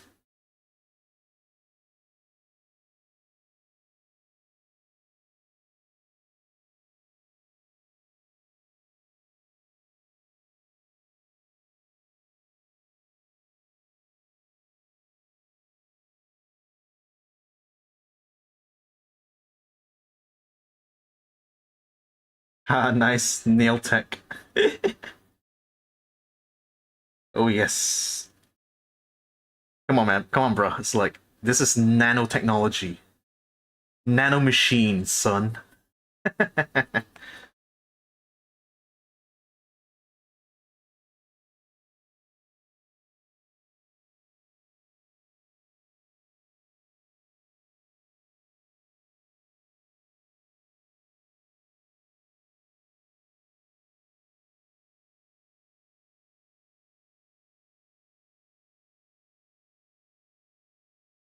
God damn, how do they record this song without like the voice breaking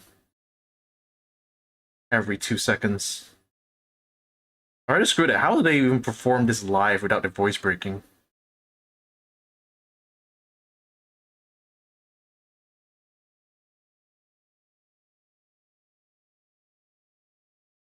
Just beat a boss in Ultra Kill by playing tag. Gosh, first you're like punching swords in order to parry them. And now you're doing like literal playground games of like next boss. Amazing. We scream, they sing.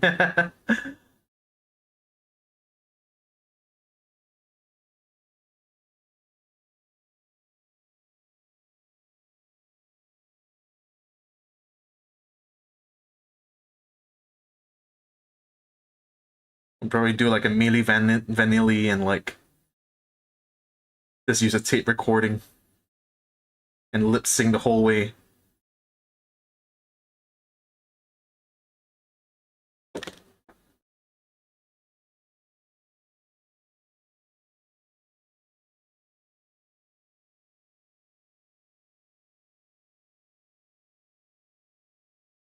Although funny enough, it's like if you're into the metal genres like I do, it actually takes a lot more skill and talent to like scream and growl than you'd think.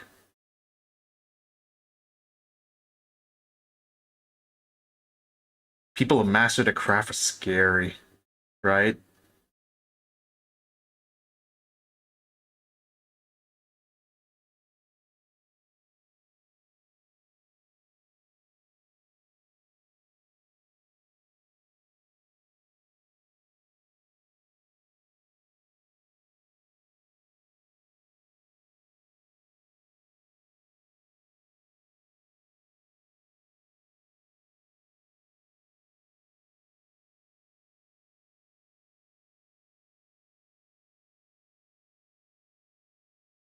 I mean, that's one thing I've learned in Gunpla is a lot of patience and concentration.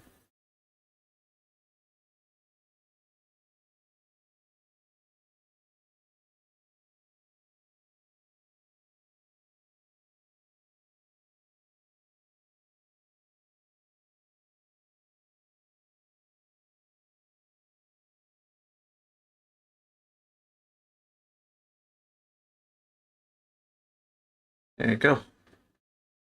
See, there used to be a mold mark there, now it's like barely visible. And that's all thanks to the glass file. Scrape down a little bit because I think it's still a little bit sticking out. You notice I'm like running my finger over it just to feel if there's still any bit left. Especially noticeable if I use my nails. Yeah, I think that's completely gone now. So the only problem when I do with just the nail file alone, if I can just get this under the light a little bit. Yeah, you can see that it's not entirely smooth. There's like a little bit of a scar mark there. So that's where I will use like this sponge. And this is like a 4-step sponge because it's got different grits on each side of it, which gets progressively like higher. And that will help like polish out the scars to make it even less noticeable. But here we go. So there's like, here's the mold mark where it's connected to the sprue. So now I use the glass file and I slowly like etch away at it, like gradually sanding away that mold mark. You can see it's really obvious right now, but as I sand it away, slowly that plastic will start to erode. And because this glass file is so smooth, it's like got very tiny pores in it, it leaves a very smooth like file mark. And this is how I spent 2 hours making a freaking arm.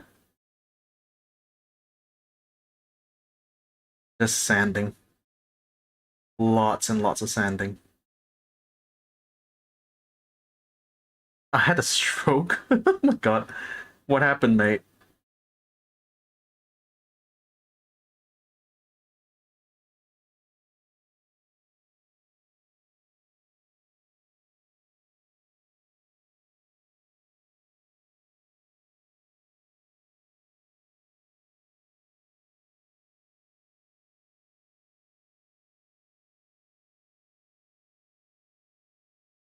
Time to buy a Dremel. I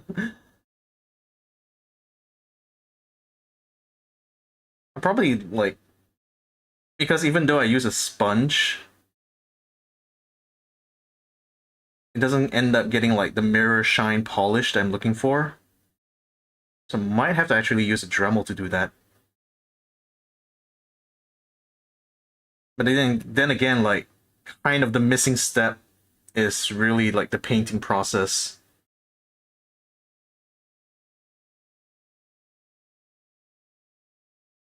Which will completely like remove all the imperfections in the plastic. But then again, I'm not going that far, unfortunately. There you go. See that mold mark? Barely visible now, except when you put under the light, you can see a bit of like the scarring. So this is where the sponge comes in.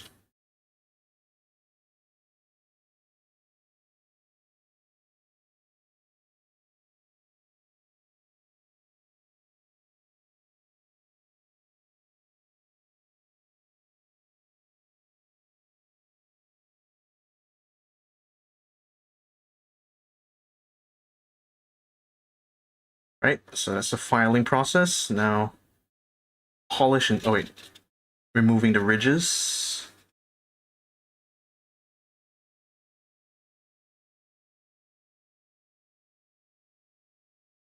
Then buffing it.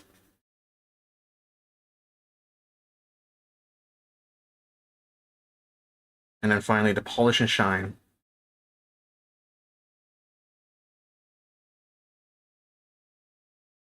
But really it's just going up progressively in sandpaper grit.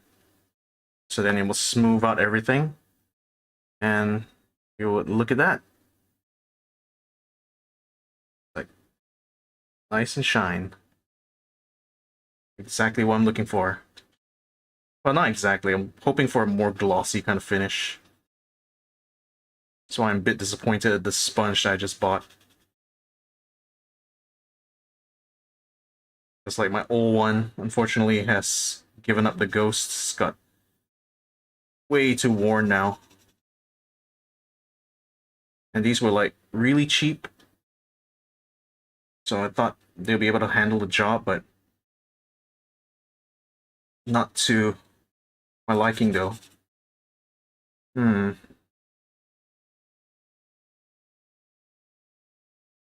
Might be just a tiny bit left.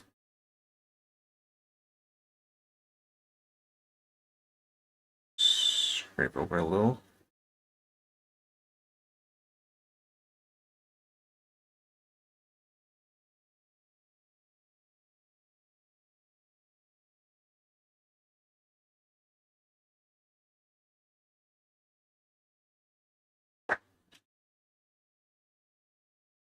I'll down again.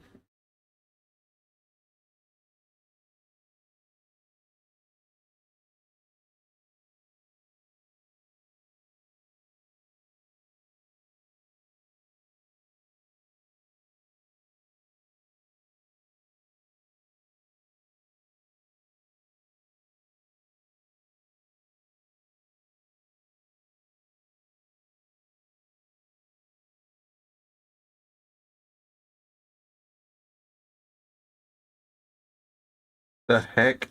Guns N' Roses even covered this song? I had no idea.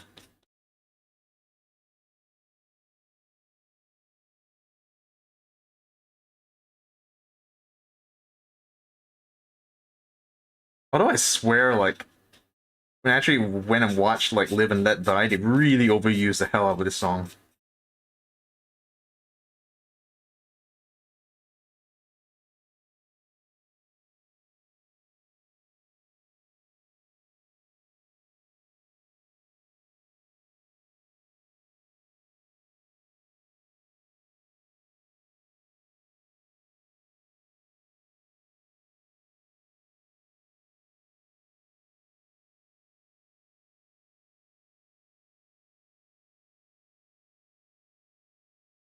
Hmm, could be a little better. I'm gonna redo it a bit. The risk is like, if I overfile it, it would end up becoming rounded out, which is not what I want. Sometimes I just need it to be balanced out. It's really the key to it. There's a level in Ultra Kill called the Garden of fucking Paths. Is it like a maze-like level? Oh god, is it like one of those hedge mazes? That would be annoying.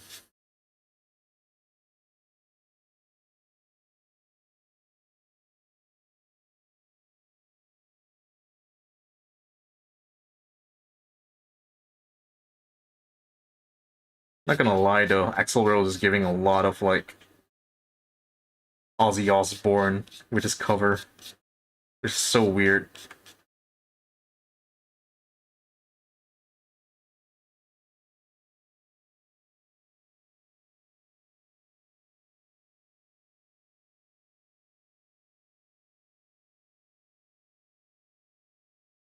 Uh, it's a little better, but it's starting to get rounded already, which is not what I want. So I guess I'm just gonna leave it as is. Give it a bit more shine.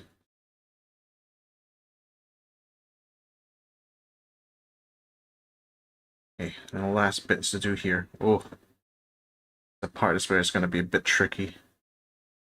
Because of like the dual surface thing.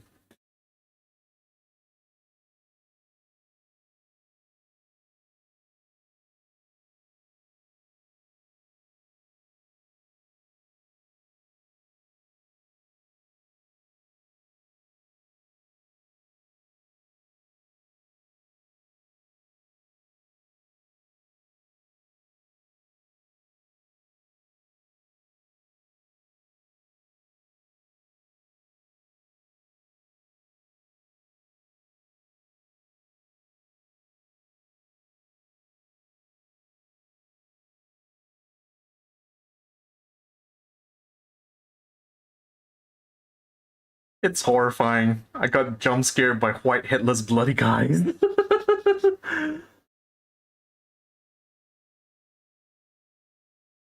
Nice. Perfect. Excellent.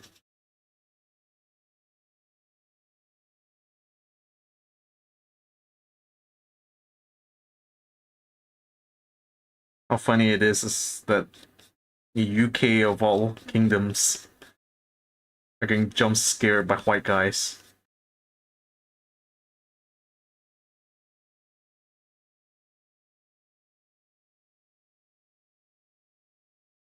Mm. Yeah, not gonna lie. Kind of disappointed at this sponge. Though I probably said that a lot already over the process of this stream.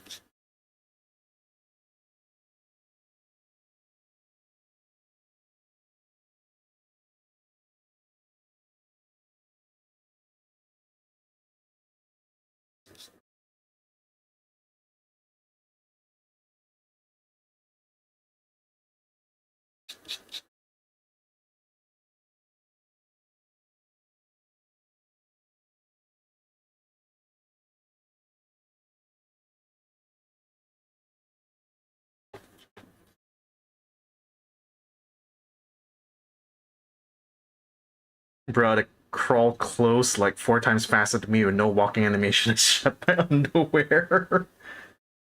Oof. That's rough, buddy. That's rough. How much was a sponge? I think it was only like $5, maybe. Like a really cheap one, to be fair.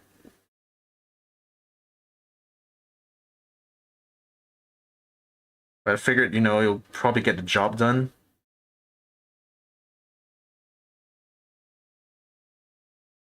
Because, like, let me show you, like, my old sponge.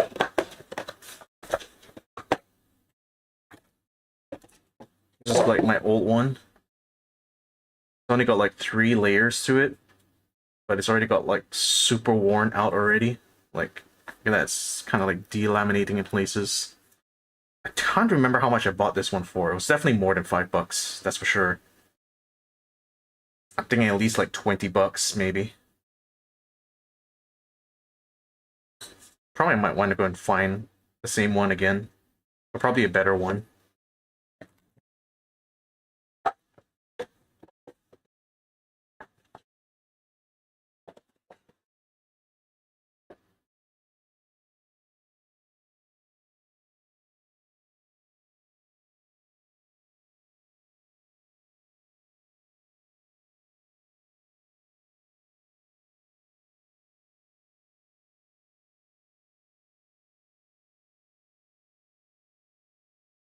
No option to just buy the same paper and paste it on?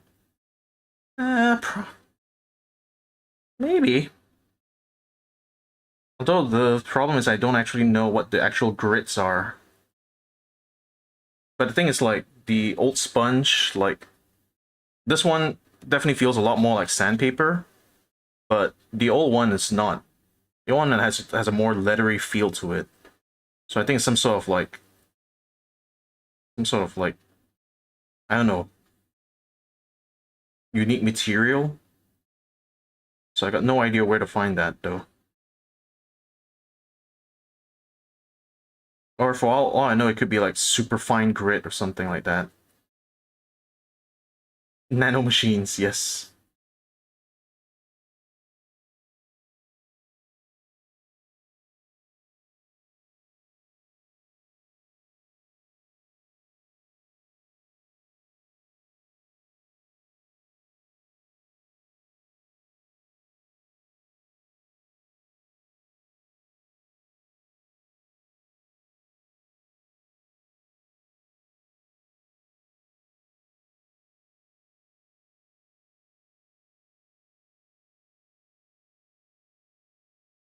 Oh, damn! So it's so satisfying whenever the mold mark like disappears,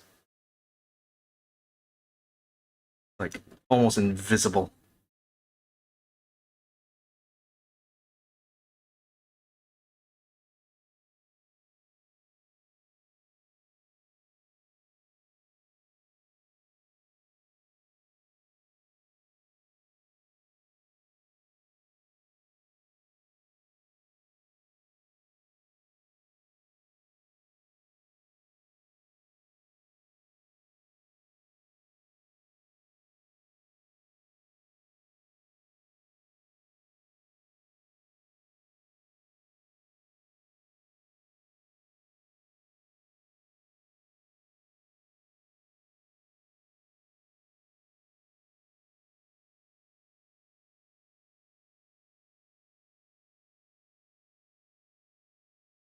Masochist? What? Oh, you're referring to the song?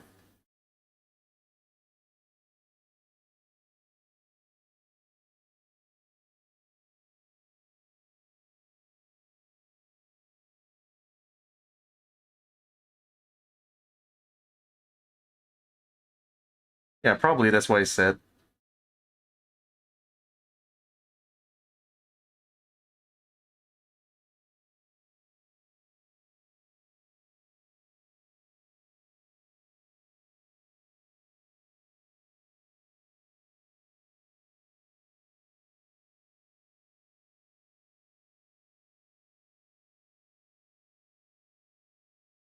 And believe me, that's like probably the one of the tamer things, actually, that like Dave has screamed about. Dave isn't Dave Mustaine from Megadeth.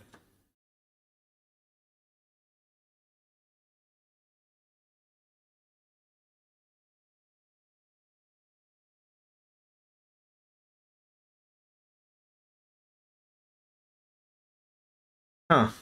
This is something I'm not used to hearing from Ozzy Osbourne.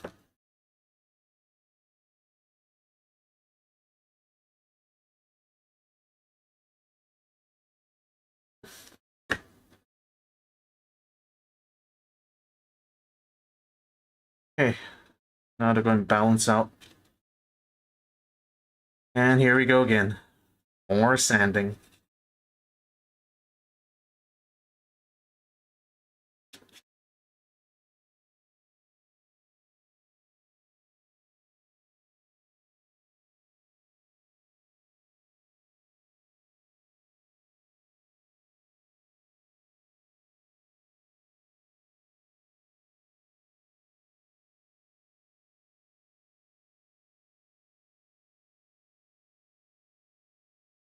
Content. Yes, it's exactly the kind of content you came here for, isn't it, AJ? Just gonna sit there and laugh while you watch me suffer.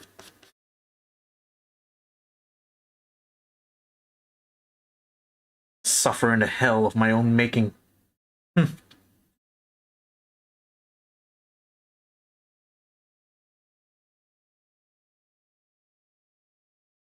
Very much, yeah. You know what you're here for, you degenerate.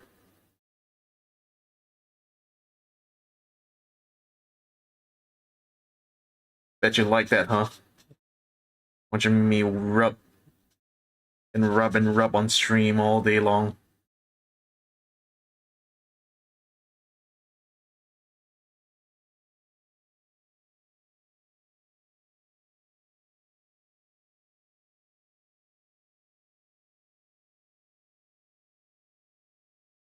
What's with this thing?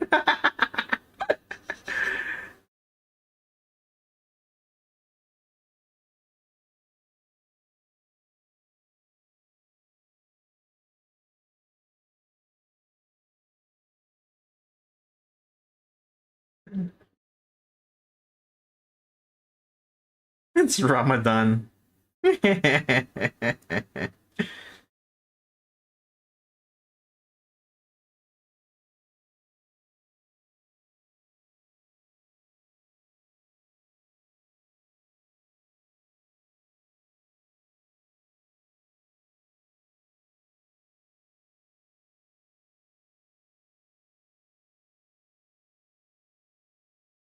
We're both severing. I can't get past 7-1. Aw.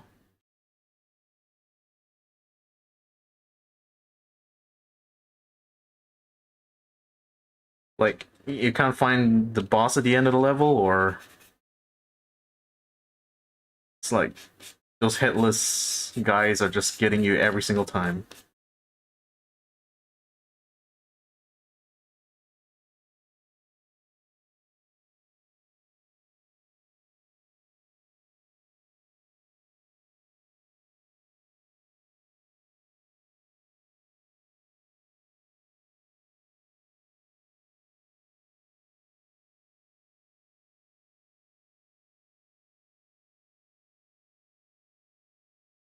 Their heads, they can't see it They can't see or hear you, just walk away.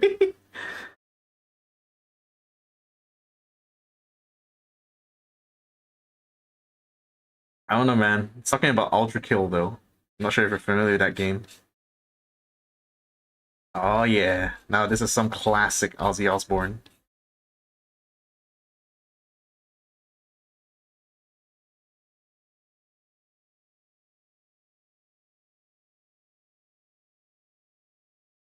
Damn, Randy Rhoads was taken way too soon.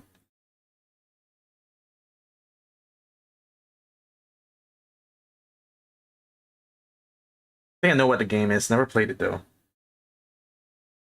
Yeah, same as well.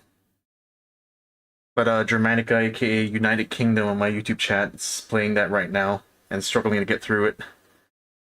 It's all because of the hitless white man, he says. Also, there's an enemy I can't run from anyway. It shines the light of God on me and I'm not fast enough and banishes me to death. Hmm.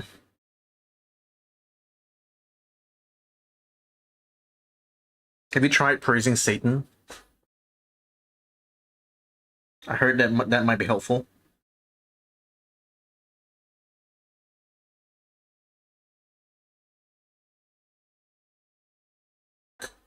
Just parry. Lol. I'm not sure how you parry light, though. Maybe with a mirror?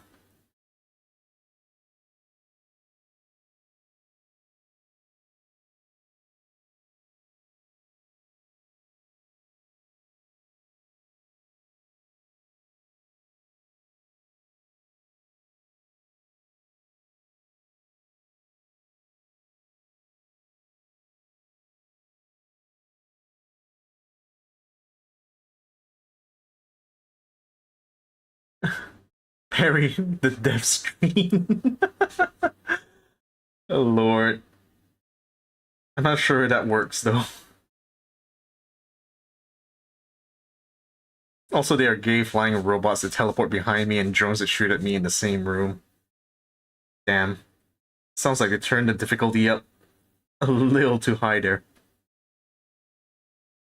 But to be fair, you're what, level 7-1? That's pretty far along now. I guess it's right around that time where they start throwing like bullshit stuff at you. Which I guess sucks, but you know.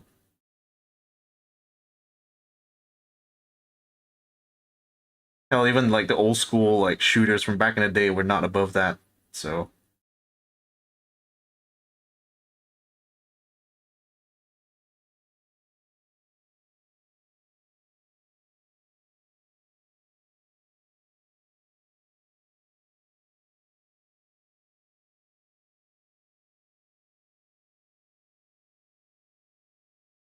oh yeah.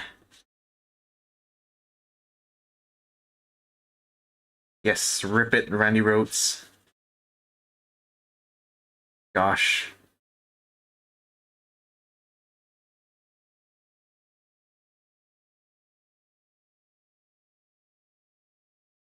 Greedy FPV bullet hell. Fun? Bruh. Do you not know there is no such thing as fun? Okay?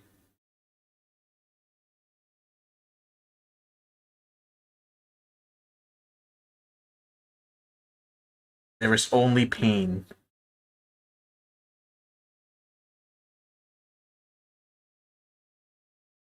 Hmm.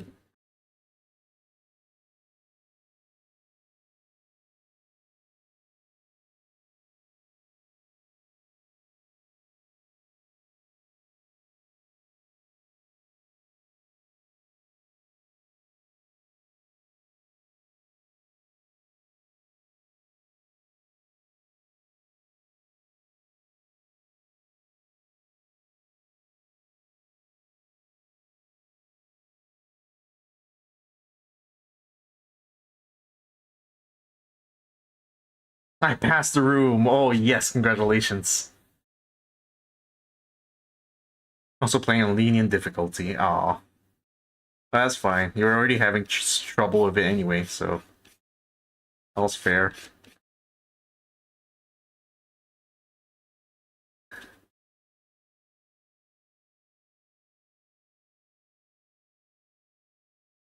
Like, remember how much I was struggling with the fucking pinkies and like Doom? Like, legit, I went up into some of like the forums and like there's so many posts discussing about how fucking annoying those pinkies are. Like, holy shit, I'm not the only one.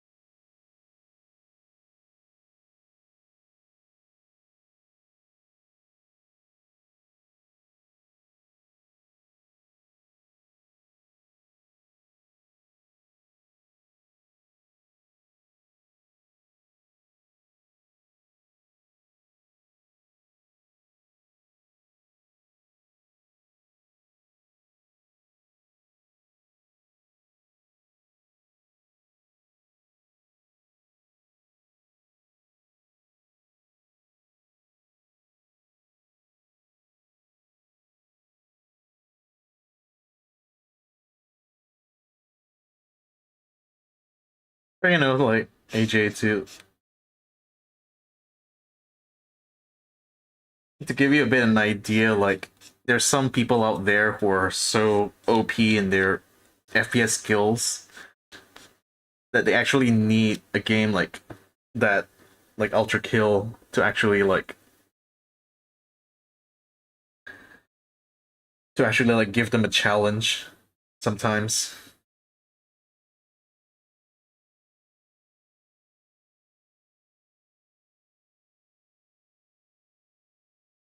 Right, so this goes here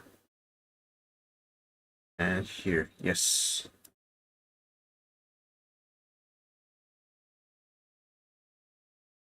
You know, it's kind of like some of the struggles that like uh high level esport players have is that when their rank is so high, they can't actually find like a matchmake game for themselves because there's just no one, not enough people of their level who are playing. Which, to be fair, is kind of like one of the problems with skill-based matchmaking. But it's kind of funny, like, to see, especially for some games that have like seasons and whatnot, that all the high-ranking players are complaining they can't find games, and everybody's like, "Lol, SBMM." And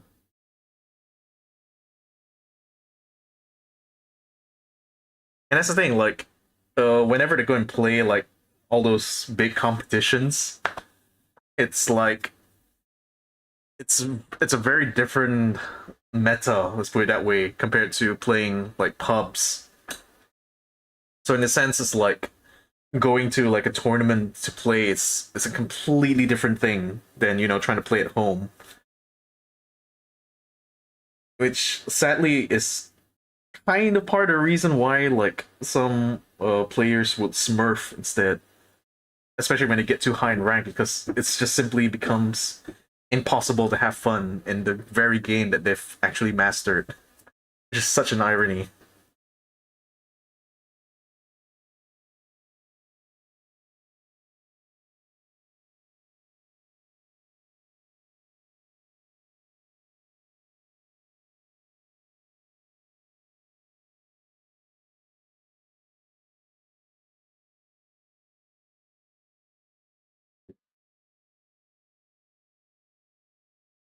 Oh yeah. Damn, this is sick tune.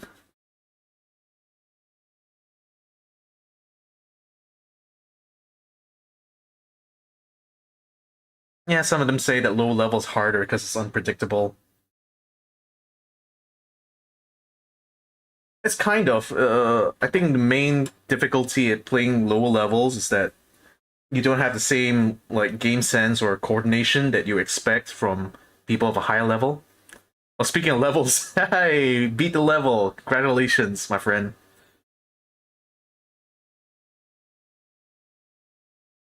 Now go down and make yourself a nice cuppa, why don't you?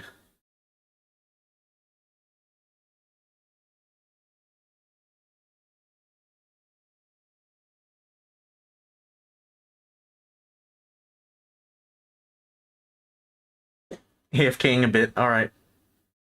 I'll catch you later. When you're back.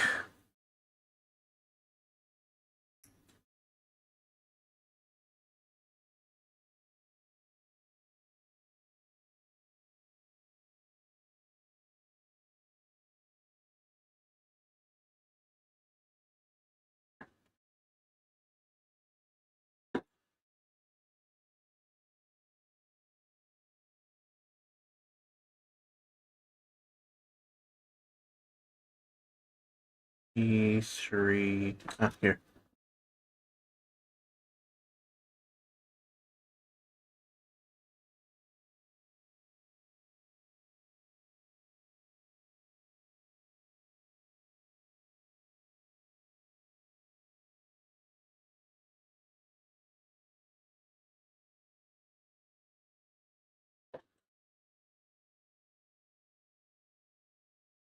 Mm,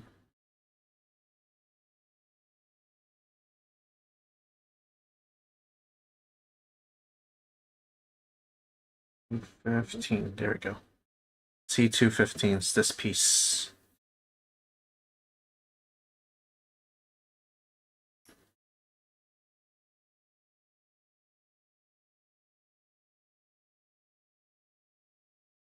Getting jumped by obese minigun wielder and the game's second boss. Fun.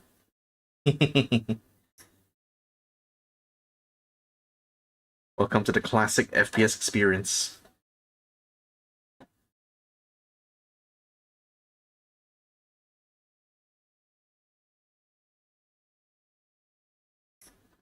Na na na na na na na na na na na na na na na na na na na.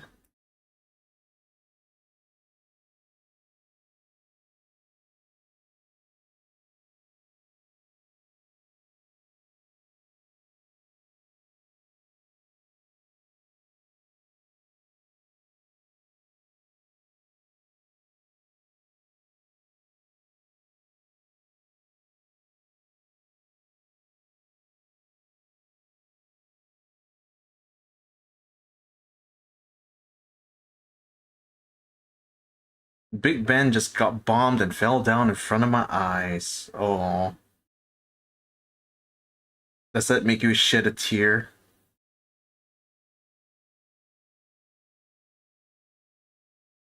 Makes you quiver a little bit in your teacup?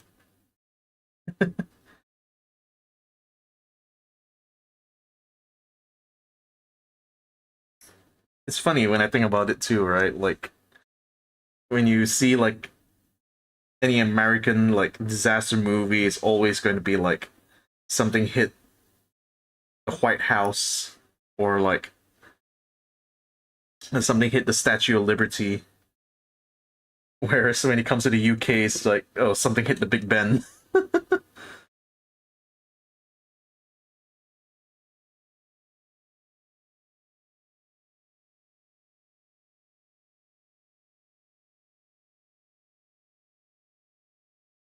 You're not gonna bother sanding this piece a little bit too much because it's gonna be hidden anyway.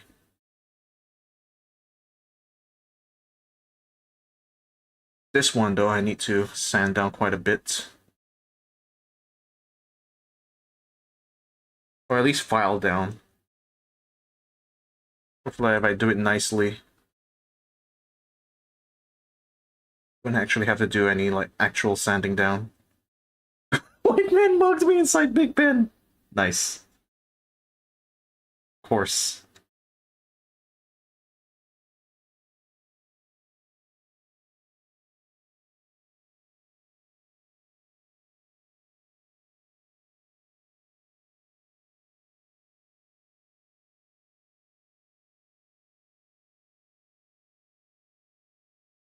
Who knew there were too many white men in the Big Ben?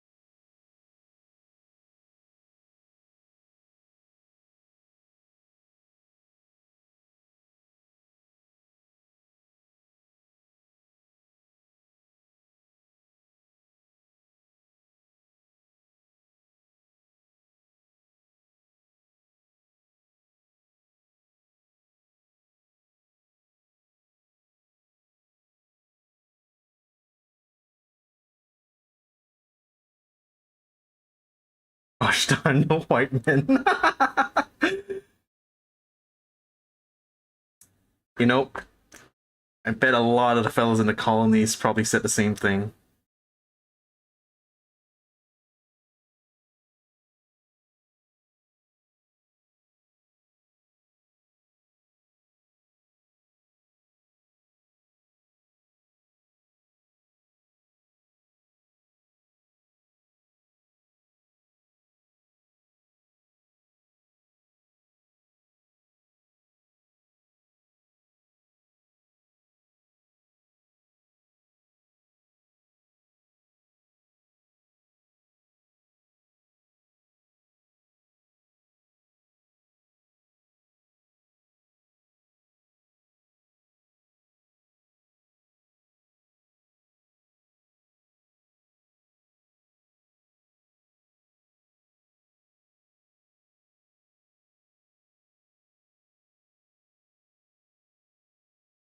Okay. So this piece, I'm just gonna use my nail to kind of like smoothen out. So this is another trick I can teach you here, AJ. Oh, welcome back, by the way. It's like when you got a little bit of a piece like that, bit of white plastic, just use a fingernail and like rub it down a little bit. See how it disappears? It's like magic, isn't it?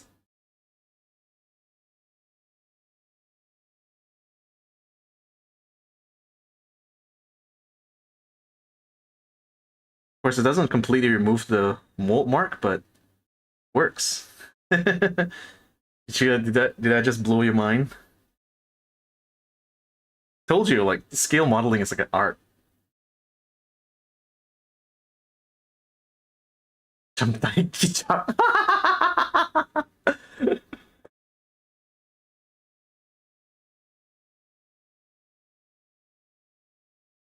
decided to finish 7-2 tomorrow or this evening. Well. Yeah, that's the thing about like high intensity like FPS games like that. It's like you definitely need breaks in between. Just kind of comes with the territory.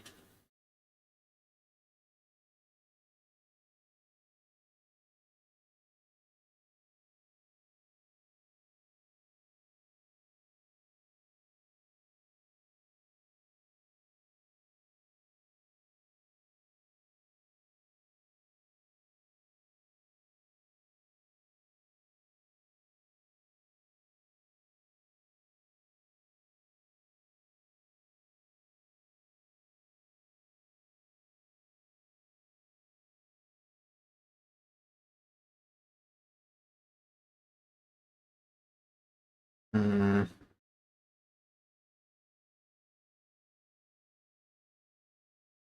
I need to smooth this out a little bit more of the file.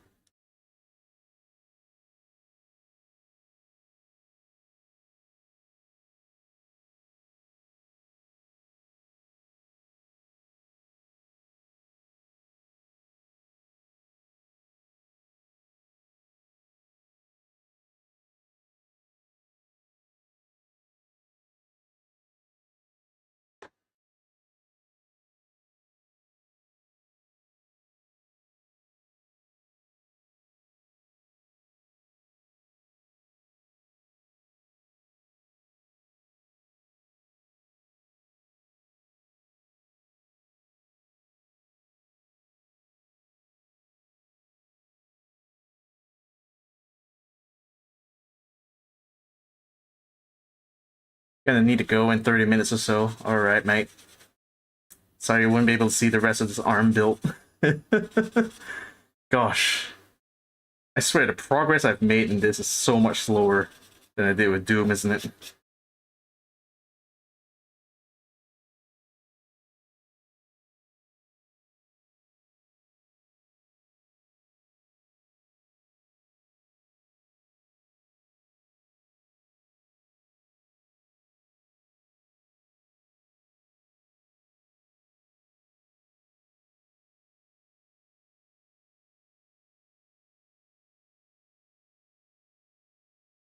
Time is relative. Yeah, time is either an uncle, an aunt, or a cousin. Oh wait, sorry, that's a wrong relative. My bad. It's like in Alabama, all you want. Gosh, that was unexpected.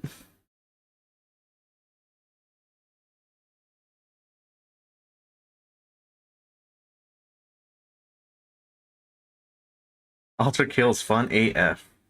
Clearly.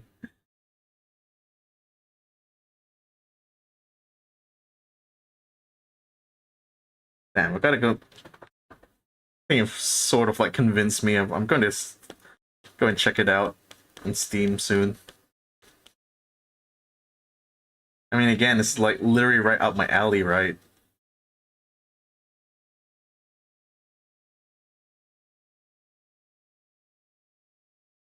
Is it though? Ultra Kill? I mean, it's like different strokes for different folks, but I'm kind of like I'm a big fan of like Doom, of like old school shooters. Just recently, like went and finished like not Castle Wolfenstein, but like Wolfenstein New Order and Doom 2016.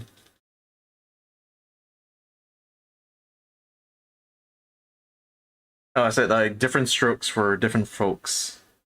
So like because I'm a fan of classic old school like FPS games, so it's really right up my alley. That's what I mean.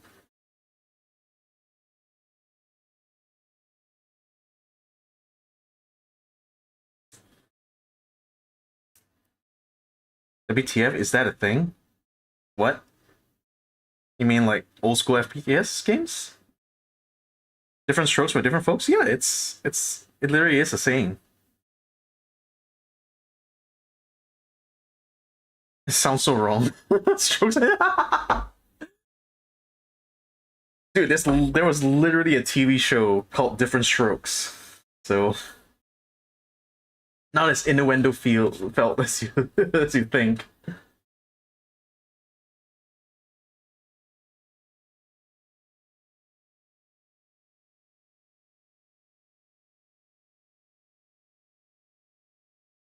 Where is it from?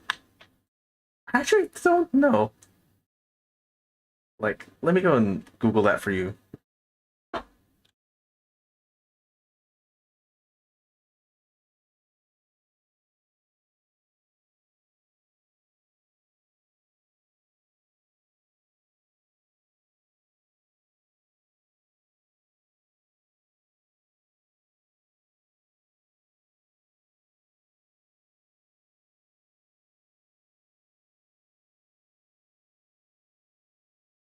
Like, meaning and origin. The first known person to have used it is the boxer Muhammad Ali. Here's an example taken from a transcript of an interview he gave while preparing for his fight with Cleveland Williams in November 1966, in which he explained his boxing style. I don't have any big punch. I just hit a man so many times he wished I had a punch. And explain his knockout punches against Sonny Liston and Floyd Patterson, he said, I got different strokes for different folks. So there you go. It's a Muhammad Ali thing. Who'd have thunk?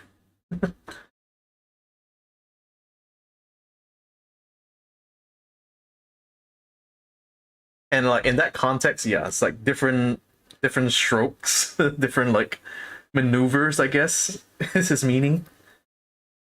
But again, it's because it's Ali, it's also like a bit of that wordplay, isn't it? And that's why he's the greatest. Right, so where are we? Okay, already completed the pauldron part again. Now we need to do the rest of the arm. Oh, it wasn't from a white American, not Muhammad Ali. Well, you're half right in that regard, to be fair. And again, it's Muhammad freaking Ali, so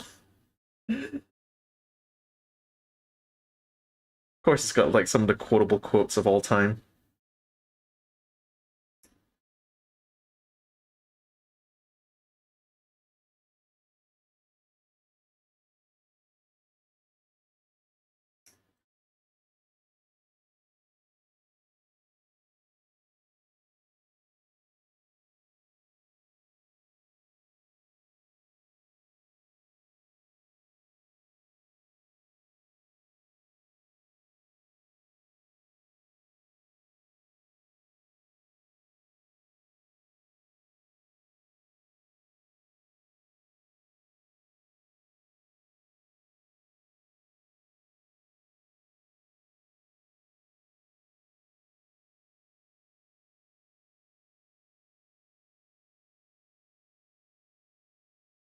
Yeah, it really does sound so much like something some guy from the 60s would have thought up when I think about it.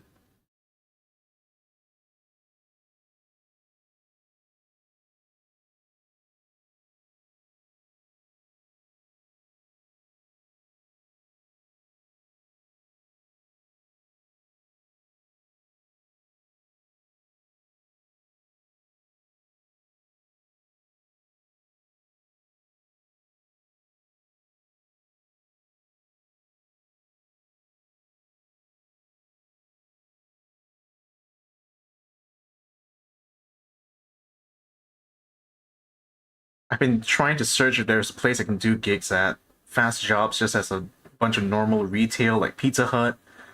Go get it's just factory workers. I don't know anymore. Shit, still on that job hunt, huh?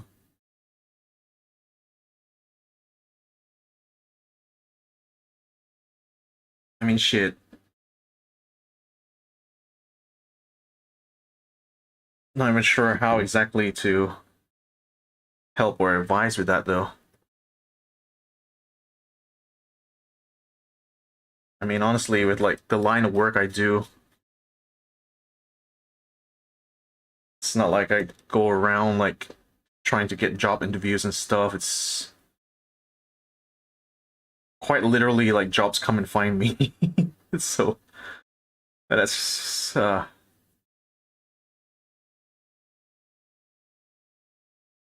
don't know, like are you just looking for just a simple part-time job or something like that?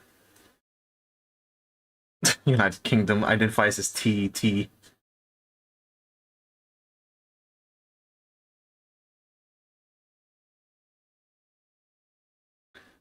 thought the pronouns for UK would be like tea curry.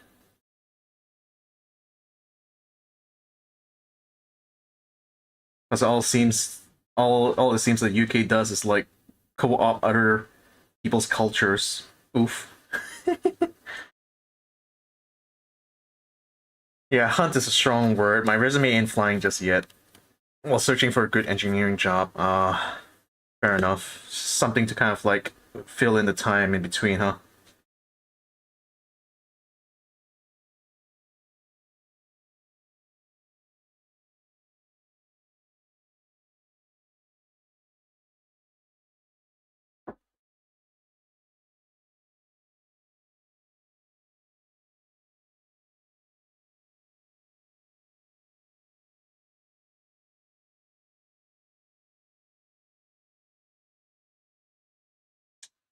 So like, I'm trying to think, what kind of job would someone with like engineering as a qualification be able to like delve into?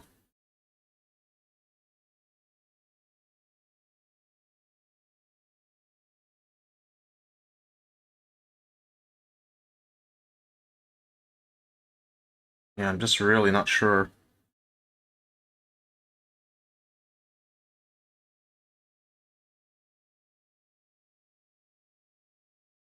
Example, onset technician. Mm,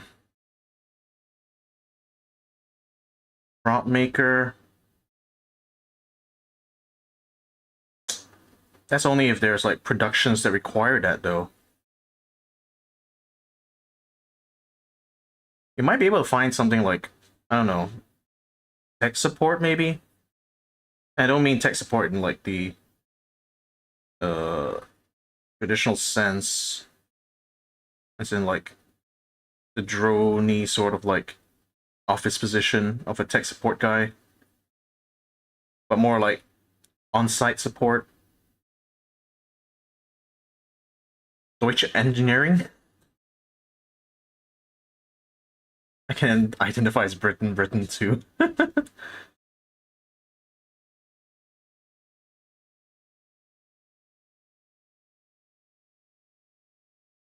really think a job. My native language ain't English.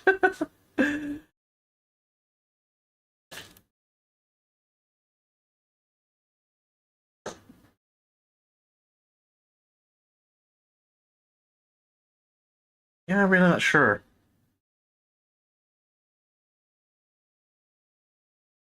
I mean, again, since you're looking for just a simple gig,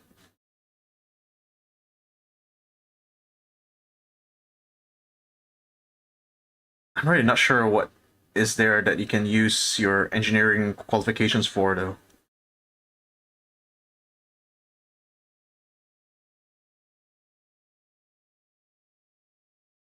I would say, like, for, like, the industry I'm in, which is, like, broadcasting, events, it's definitely useful to have people with technical knowledge. That's why I said, like, tech support, like, being able to troubleshoot equipment,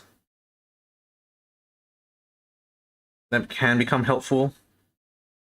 Although the thing is, like, if you're doing it as a kind of a temp thing, it's not necessarily like a full-time thing, can be a bit hard to secure like a gig like that.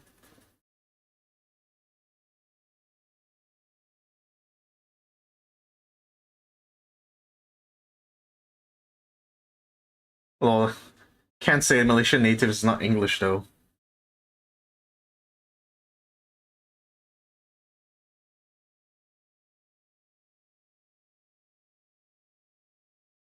I mean, hell, even for like 3D design, unless you're willing to work for slave wages, really doesn't feel like it's worth it.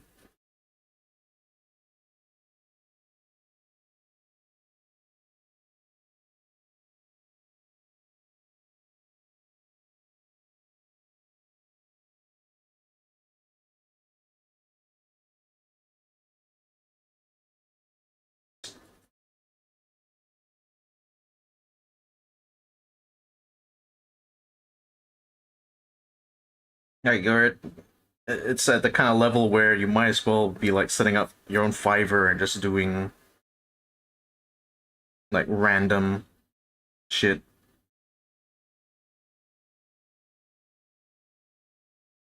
Yeah, sorry, really can't think of like what to how to help you with this.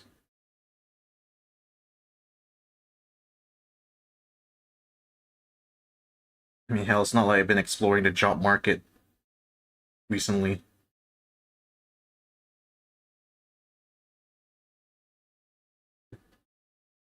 Might as well just get a job, like any job.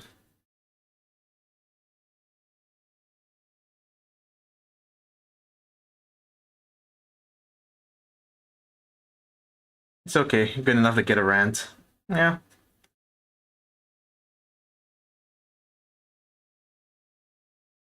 anything to help you get it off your chest, buddy. Oh my god. Now this is the kind of sanding that I really hate, which is like, you see this piece here? It's got like, there's like two surfaces, right? There's one that's slightly lower, and then one that's like slightly taller, and they're only separated like barely even a millimeter. And the worst part is like that sprue is right on the top there. Or sorry, not the sprue, the mold mark is right on the top there. So like trying to sand that takes a lot of concentration from me. And a lot of precision as well.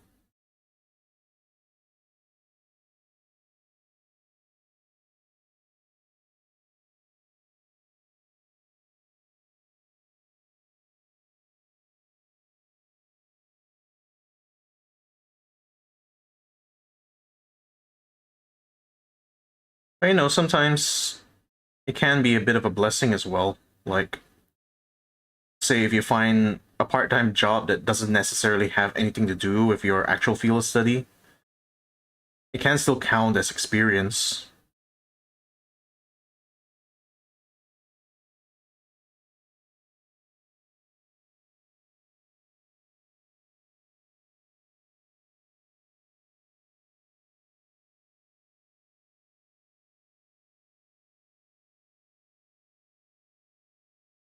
Like something simple, even just to, for example, be like front-facing, like instead of just being purely like a back-end guy, you may even be able to use that experience to leverage yourself to get into more front-end kind of position. Oh, as I was saying, if you do end up finding like a gig that's outside of your field of study, it can be a kind of like a blessing or like a boon as well for you, because it can count as kind of experience that you can add to your resume. So like for example, if you take up like a sales job, right? You can put in like having experience dealing with like sales and customers as part of like your resume. So maybe if you're like end up working for some kind of like consultancy, then perhaps you can be part of like the you can actually use that leverage that experience when dealing with clients.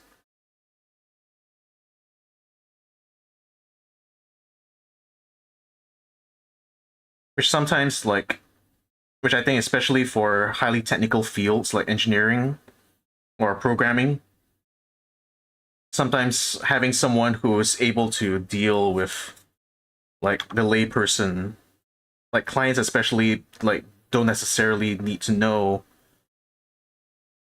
the more technical aspects of your job. So yeah, having experience, knowing how to like deal with them, knowing how to set expectations, especially when it comes to clients, can be very helpful and important for your like your team, you know. And I think a lot of that like experience and skill of dealing with people, you can build that up from just doing sales. All right, got to go. See you later. Auf Wiedersehen. See you around, mate.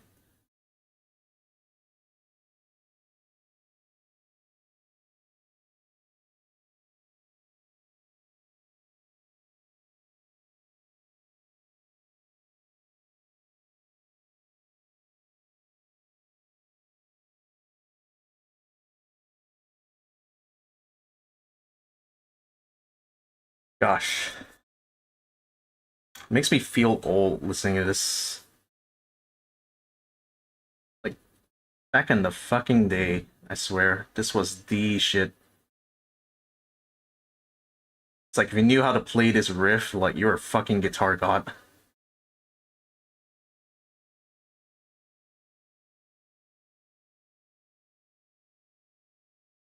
I'm old, yes. I'm sorry. Gosh.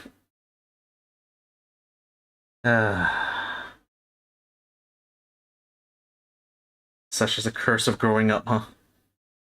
Oh wait, this one I'm already done.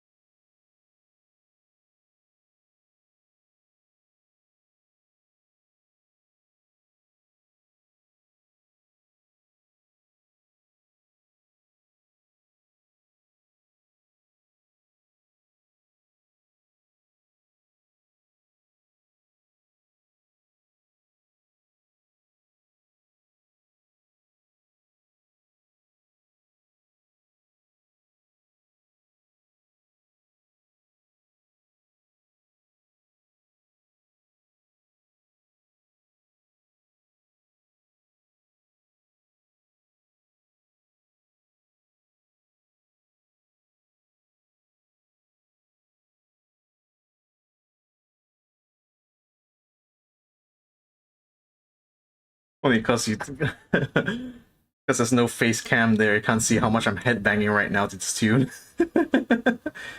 Which is probably not a smart thing to do, especially when I'm trying to do precision sanding here. But fuck it. Just gotta enjoy the process, right?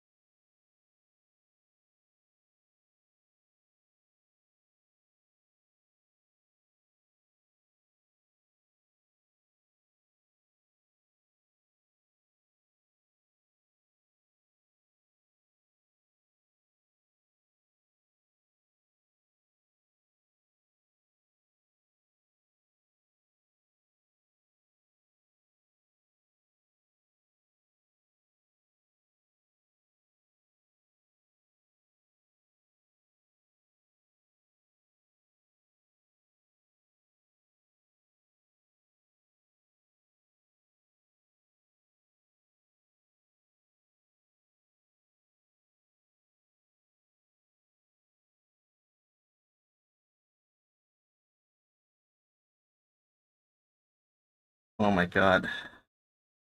This one takes so long to like file off because it's so big.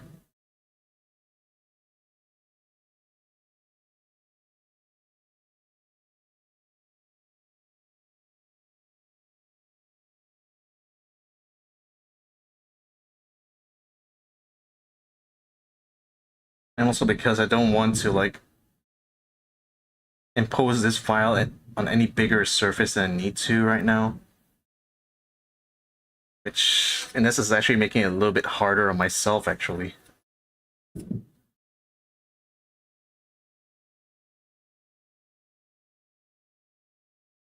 Yeah, I think I need to brush off this a bit. It's starting to get caked up in all the microplastics.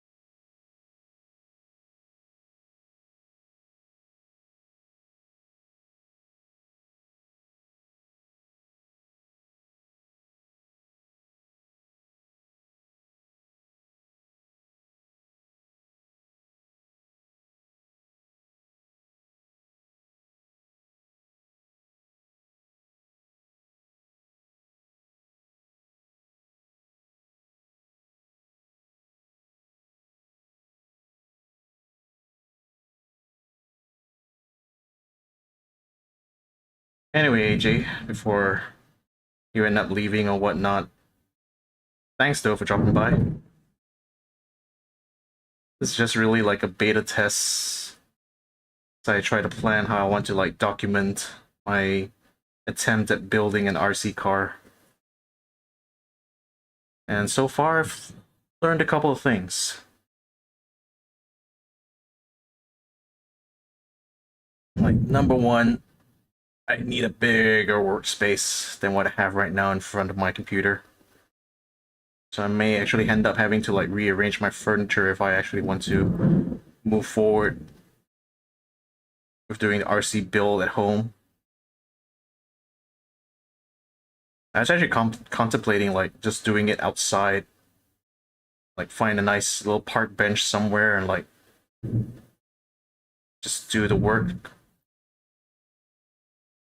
You know, it's like instead of being cooped at home all the time, you know, I'm going outside. See, touching grass.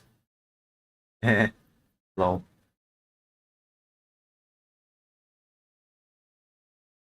And I also learned that like streaming with my camera doesn't necessarily mean that it's like actually getting charged from the USB cables actually. It's actually running on battery the whole time, which might be a bit of a problem.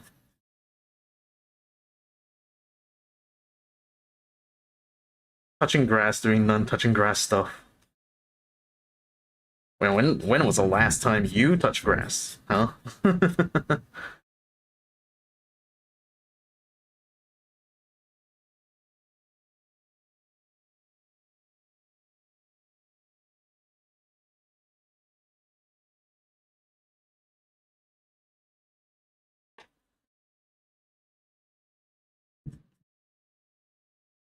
Hmm.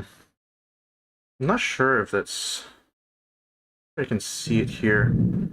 Seeing some marks up there. I'm not sure that that's like embedded plastic or is that scratch. I may have to just wash it in water to find out.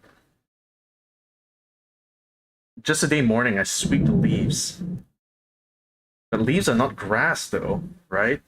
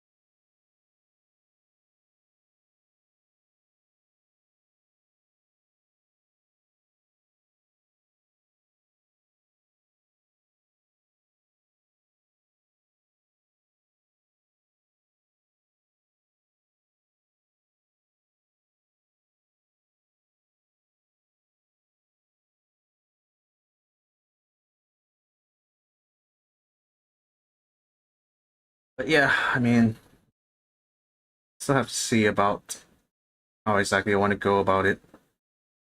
Because for one, like, I kind of want to make it like a build video,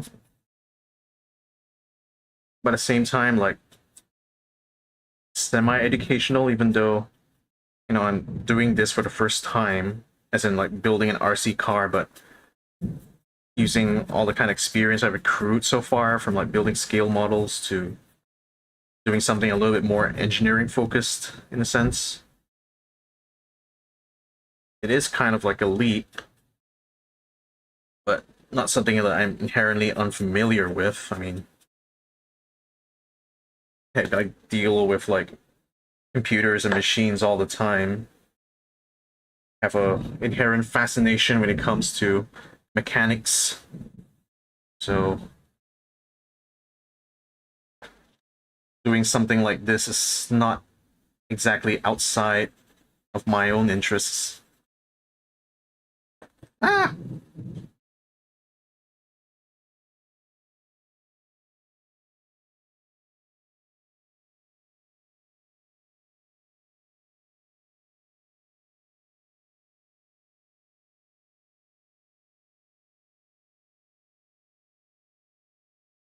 Sounds like it's starting to rain a little bit hard outside there. Holy shit. Yeah, it's raining so heavily right now.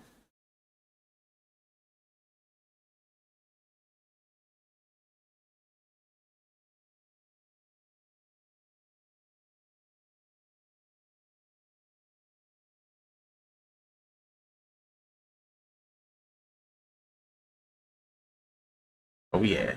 Bells bells. Oh, it just stopped raining at your place? Lucky you.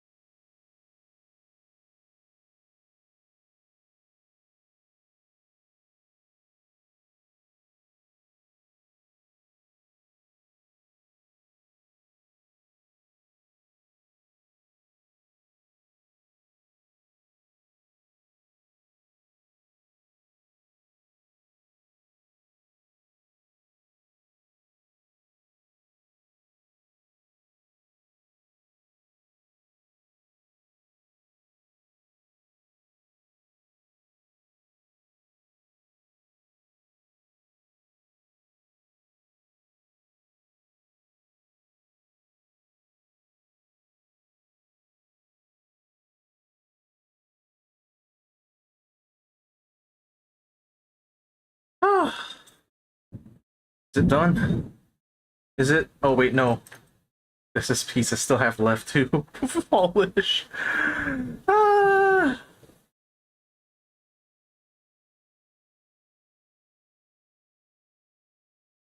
Why did I why do I subject myself to this? Why? Just why? Ah.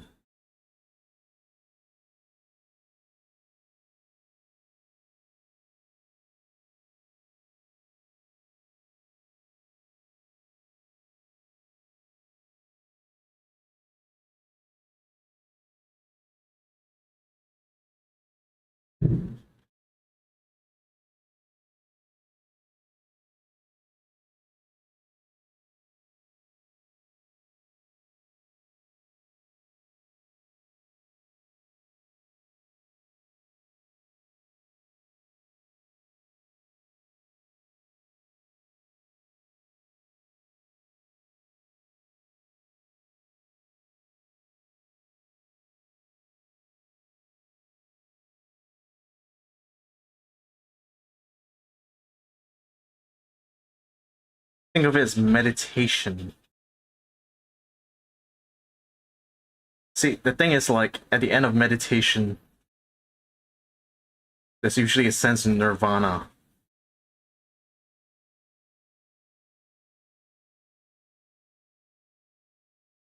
It's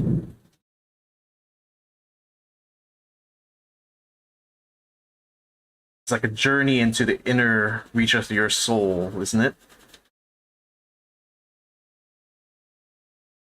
But in this case, this is like a journey where it just never ends.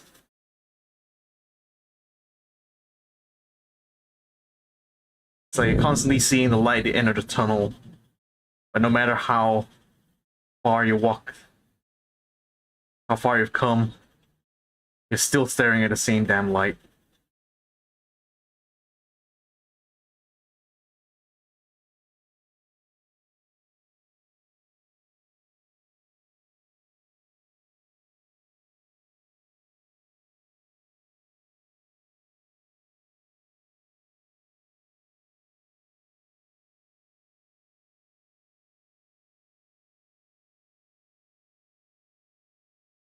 Hmm.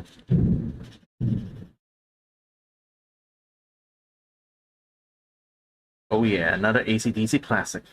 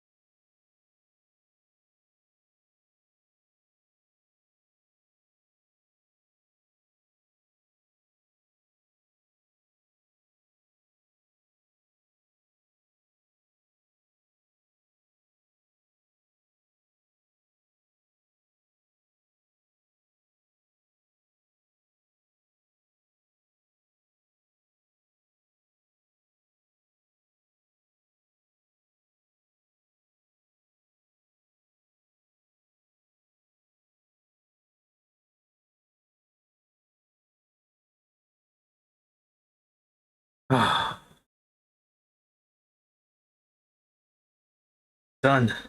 Can I start assembling it now? Oh my god.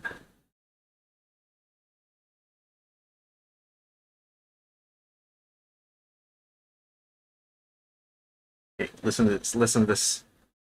I'm gonna put it close to my mic. Oh, that was disappointing. I was expecting like a really hard snap, but nope. Just a oh.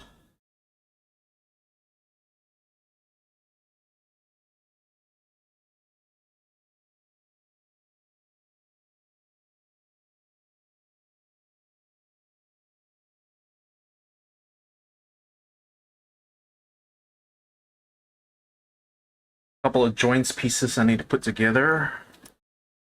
come from the B3. So let's see, I need a B10. B10 is right here. And I have B9. And that's all I need from B. Alright. We're almost there, folks. It is a highway to hell, isn't it? Well, you know what they say. Road to hell is paved with good intentions. So I'm pretty sure that doesn't apply to AC/DC somehow.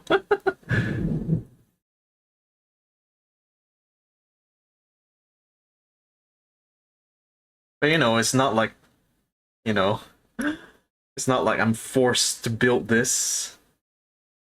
It's not like I didn't choose to buy this kit in the first place. You know, this is literally entirely a hell of my own choosing. So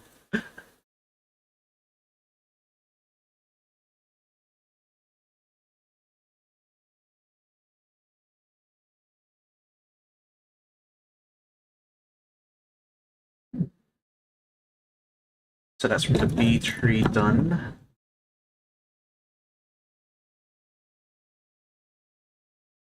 Now this from the C tree.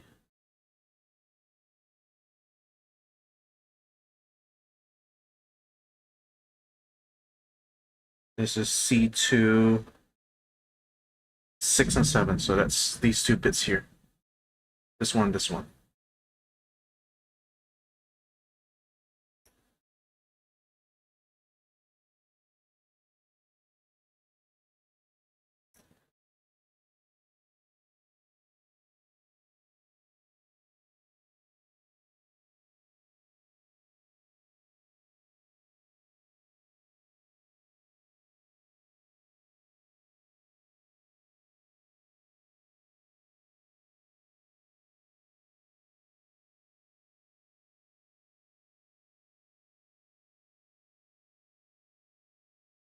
Okay.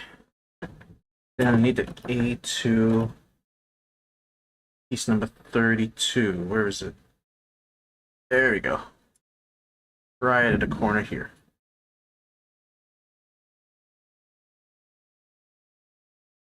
Oh, probably never guessed like how much this nipper costs. Like, you try to get in focus. See that right there?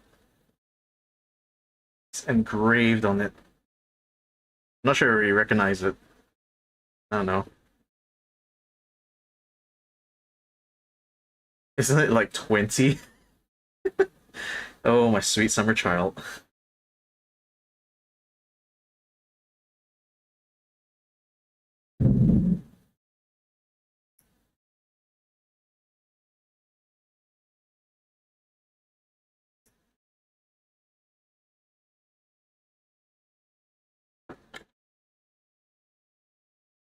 How much? Like 300? If I recall correctly, I bought this for 150 ringgit.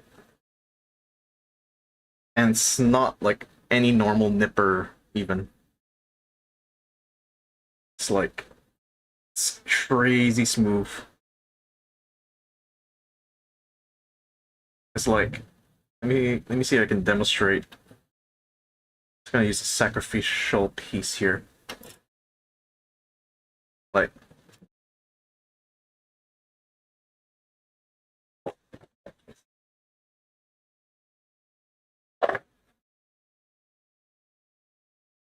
right, so like this would be like a normal like 10 to 20 ringgit like nipper, right?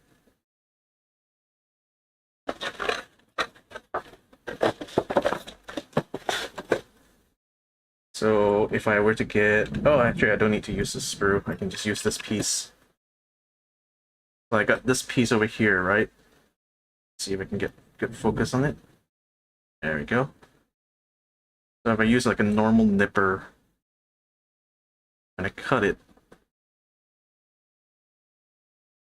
makes it so rough and hard. But if I were to use God Hand,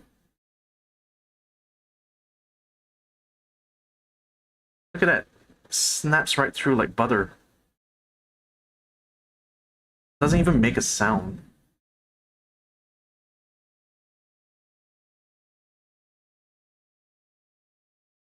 It's so different. And the reason why it's so different is like, if you look at it microscopically, like the two blades that make up nippers, they don't actually line up. They're actually slightly offset. Rough and hard. Okay, Vic. Right. Okay, fine. Japan knows how to make stationery. Well, to be fair, like this is literally designed for like gunpla usage. So that's why it's like a little bit on the steep end. When I say a little bit, this is like literally one of the most expensive nippers you can buy. But if you're someone as OCD as I am, I suppose, it's so well worth the investment. Because without something like this, like what you have to do basically is like you use these normal plastic nippers, you cut off like a big chunk, then you have to use like your hobby knife and like slowly etch away at it until you get right to the bare plastic. It takes so much more time. Like this saves you so much more time. Doesn't do anything for the sanding though, but you know, you win some, you lose some.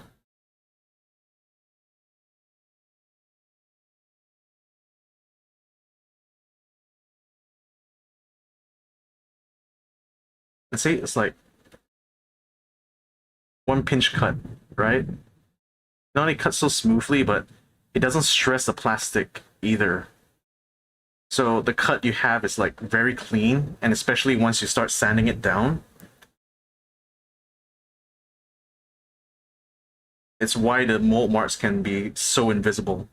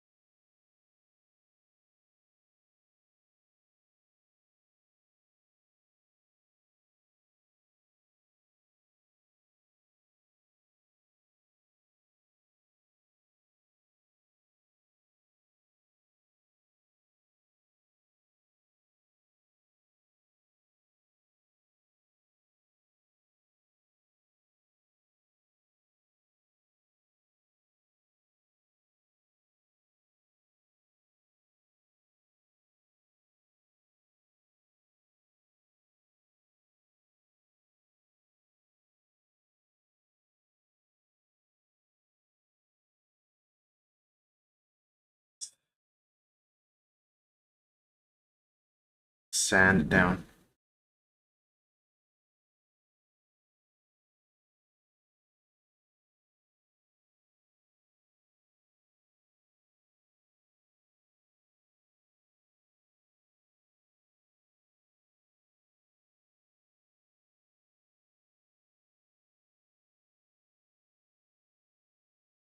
So one part I could say like you don't have to spend so much money on is like the glass files. Like there is a modeling specific like glass file that's like this, but like a bit more specialized, and it costs like a fuck ton. But like that one costs like somewhere in the hundreds. But this one only costs like seven ringgit. But it just does the same work. So there are some parts where you can save on for sure.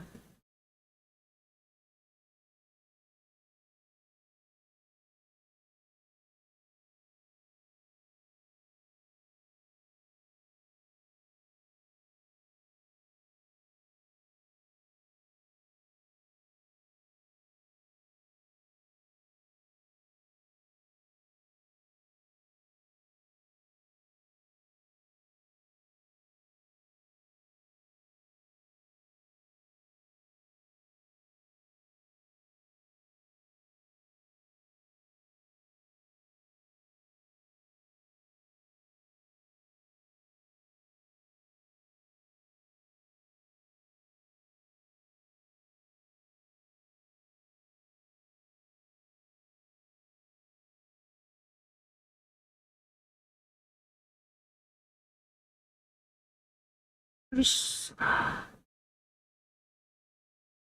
you know what, like especially when I'm able to file like the bolt mark away so neatly that it just disappears. Actually, kind of like really satisfying. Not gonna lie. Like, look at that. It's completely invisible. Amazing.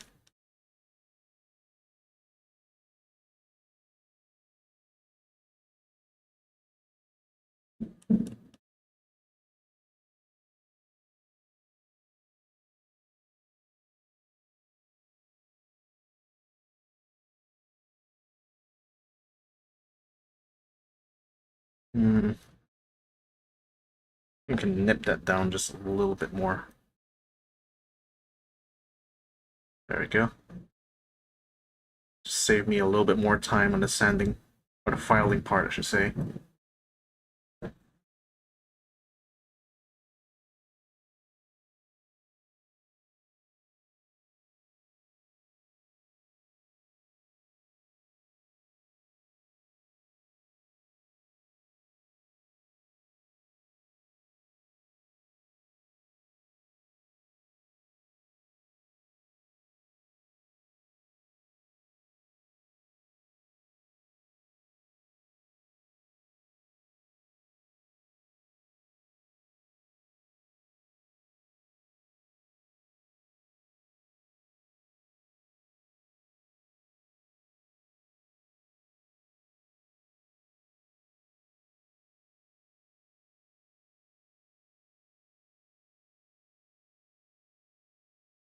You need to wash this with like water right now. This is like so much plastic like infused in it. Gonna be right back. Gonna wipe this down under like a wet cloth or something.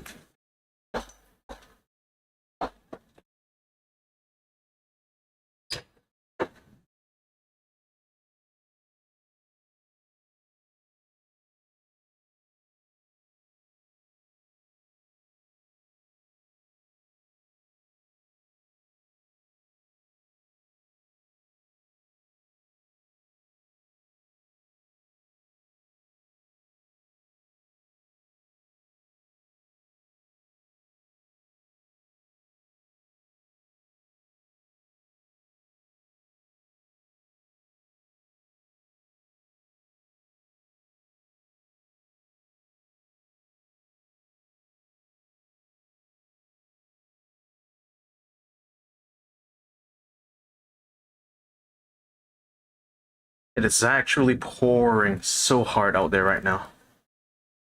Crazy.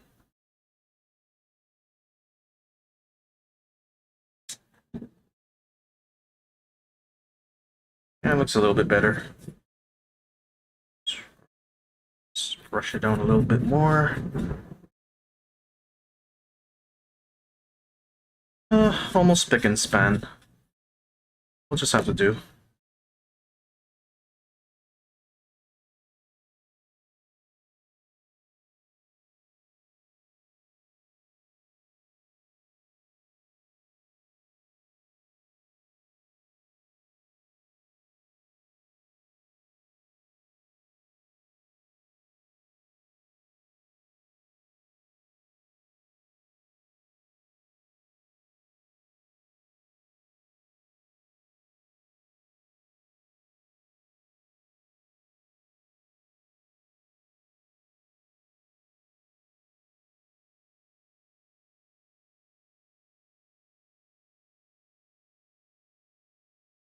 Mhm.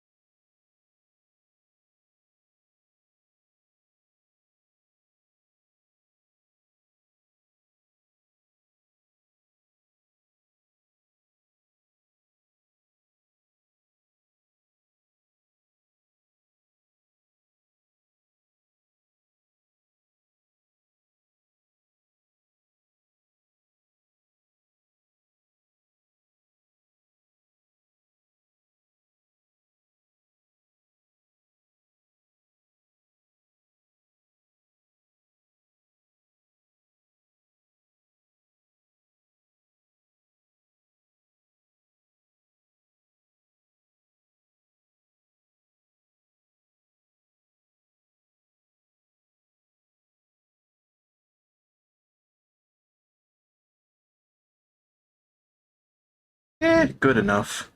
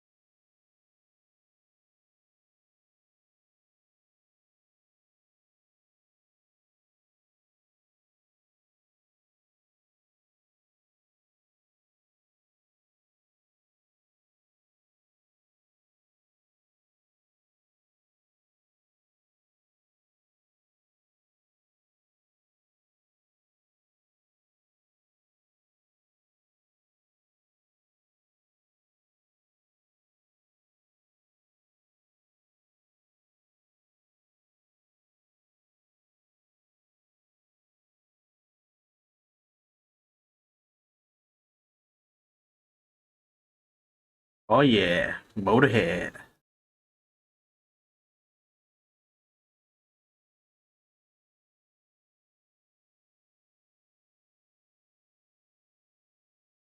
At least this stream has been a good opportunity for me to re-listen to a lot of classics.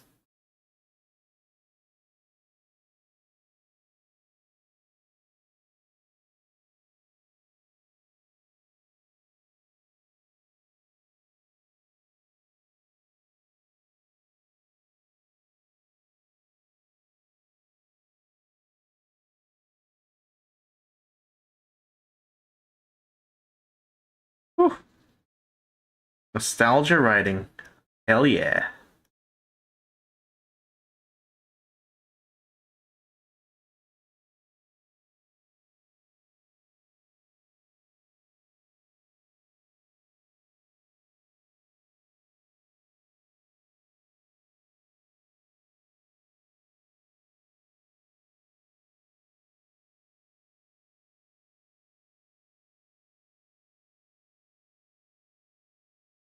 The funny thing is, like, a lot of these music tastes were like stuff I picked up from hanging around a lot of Gen Xers. So in truth, like my own music tastes makes me seem a lot older than I am.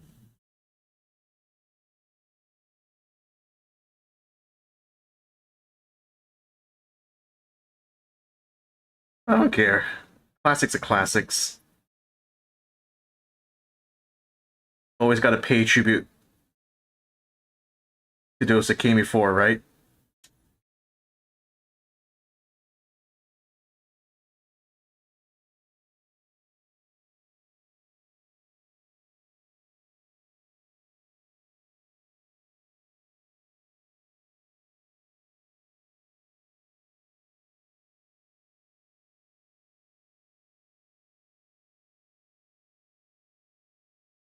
The funny thing is, like, Lemmy was like literally trying to find every single pun he could do with poker just to write this song. Sounds like Cope. Oh, come on. It's like, I know I'm old, but I'm not that old, you know? But yeah, it is Cope. Hoping the fact that I just have old man's taste. So old fashioned. It's like the ultimate hipster, right?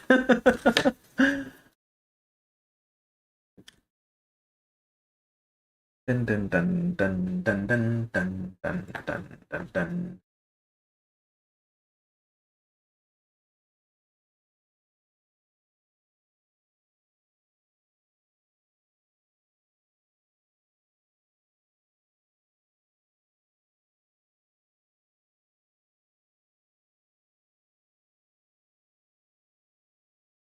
Hope I got in the right position. Just semi-assembling it while I'm dealing with the others.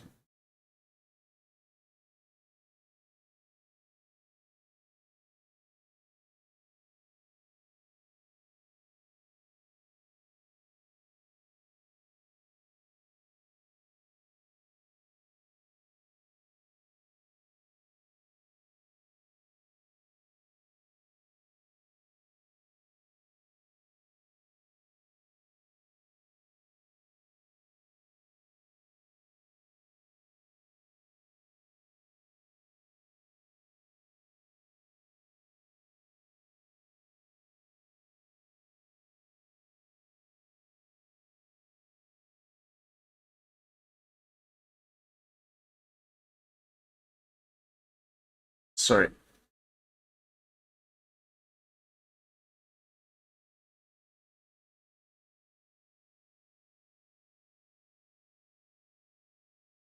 Damn, this is so 80s though.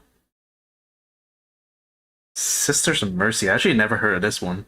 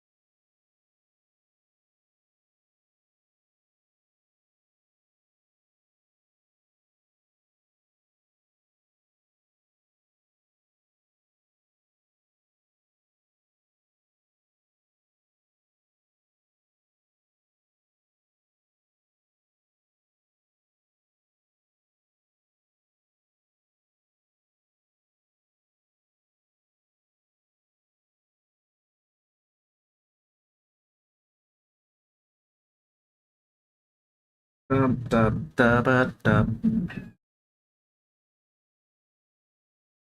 gonna use the nail trick again for this bit.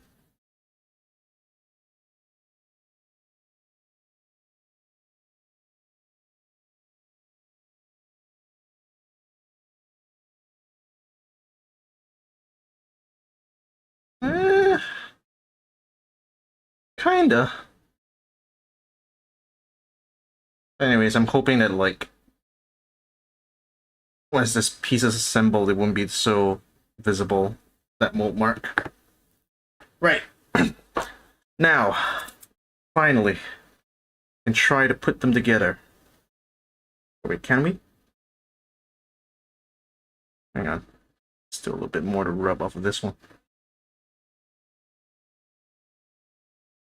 Right. Let's give it a try. Insert. Snappity.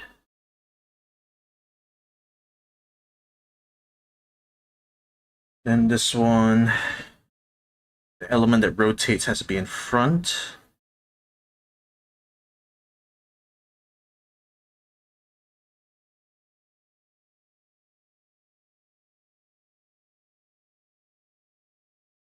And voila.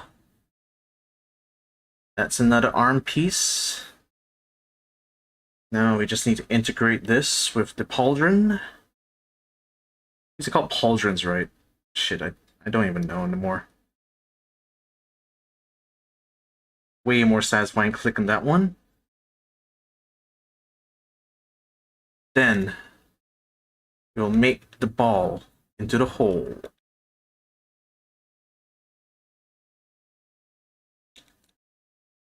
Ta-da! 2 arms.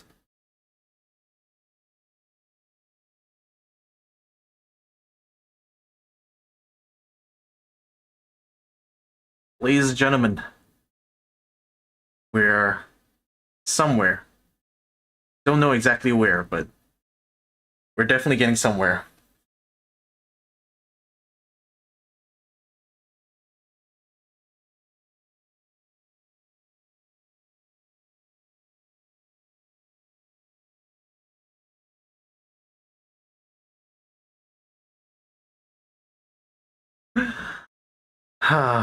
Now we only need to finish the waist piece, and then the legs, and then the accessories. See?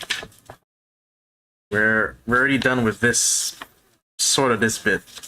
We still haven't done this, we still haven't done, sorry. We've already done, like, this bit. We've done the first page, which is this. Then we've done this. We've not done this yet. We've not done this last bit. I'll leave that till another. Then he has to build the legs. And then he has to build the waist. Then we still has to build the weapons. And then the Roy? What the fuck is a Roy? It's got like a mini mech thing? Oh my god. Really? Okay, but this thing is like really simple to build, so. Ah, 4 more hours. Oh. Gosh. Oh, hang on. Wait. Sorry. Forgot a piece. Damn it. Almost missed out this piece.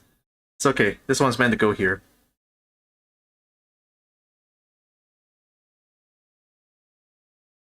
There we go.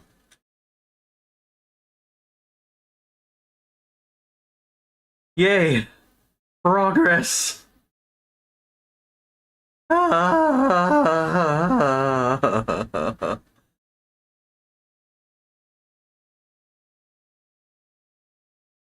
I don't know about you, but I think I want to take a little break from this. Ah, look at that! I can stand on its on its little stumps. Little stumpy arms. One day there will be a Gundam kit that is actually remote controlled. Hmm. You're right.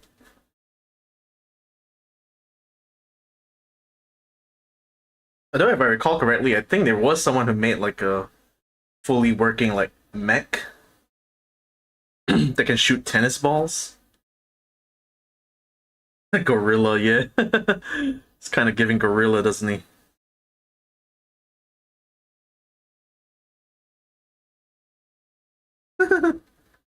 Able to balance just nicely.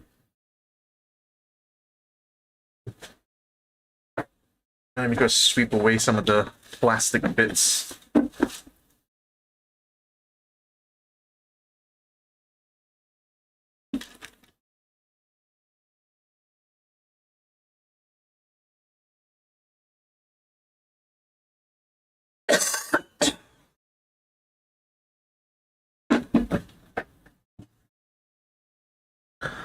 Oh, my God. Well, I suppose since you're still here, just show you some like the other stuff I've already like finished building before this. Like let's let Baskirodo like sit over here for a while. Uh, Now this guy. Oh, you recognize this? This is actually like I have this guy like standing guard over my desktop all the time. Even got his own like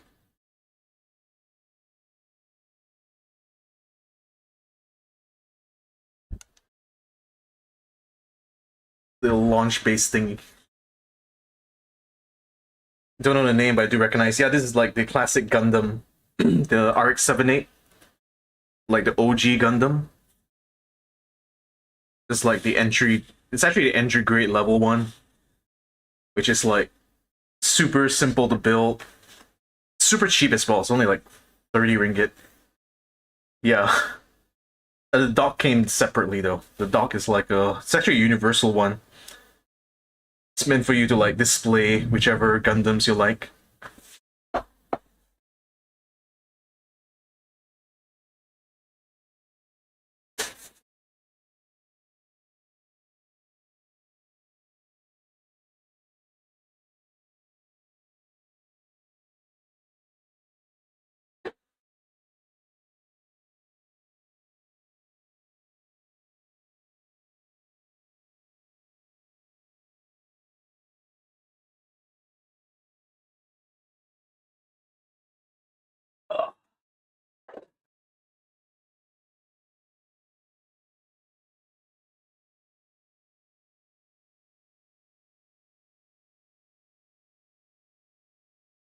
Here is another one.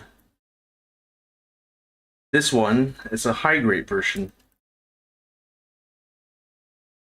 Looks similar, yeah?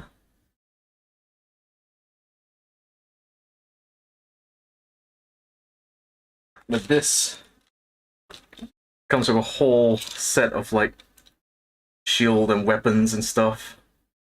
HG is lower tier. Well, this one's even lower tier. This is like EG, entry grade. This one is like slightly higher grade. But it's got like more parts compared to this one. This one has got only got like the gun and the shield. This one's got like the bazooka, the beam, sword stuff.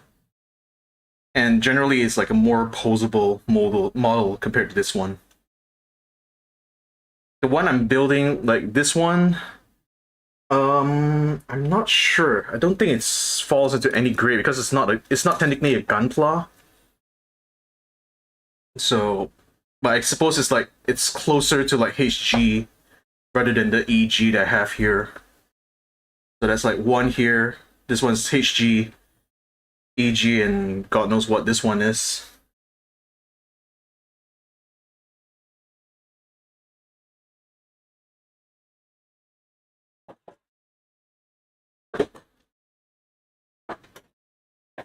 So like, Let me put these on display here. There's one, there's two.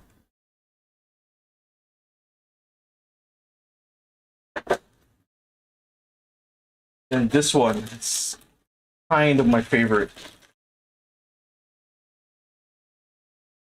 Not gonna lie, price is what deters me from from it. Yeah. Now this one,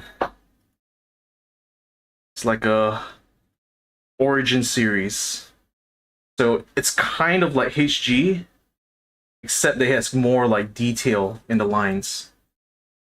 Like you can see a lot more like fine detail in the molding of it. I can see all those lines and stuff. It's actually got like a really sick like sticker pack, which I didn't bother to put on this because, well, ain't nobody got time for that. Yeah, you can see the difference between these two.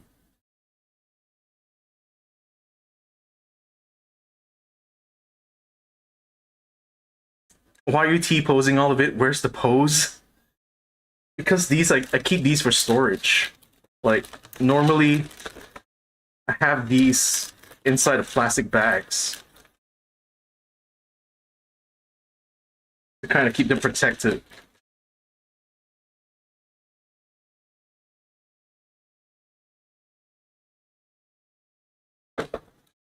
Like, this is how I usually store them.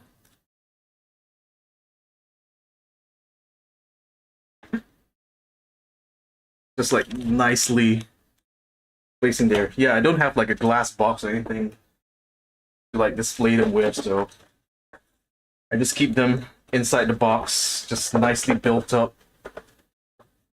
And yeah, I still have the box in mint condition.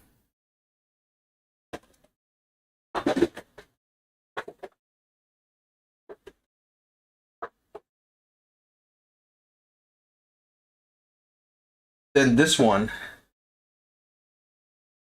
probably one of my favorites, both to build and also just to keep. I don't know. Zaku, also a HG. Oh no, this is not a HG. Sorry. Standard Soldier Gundam. Yeah, the standard soldier from the villains side, at least in the first series.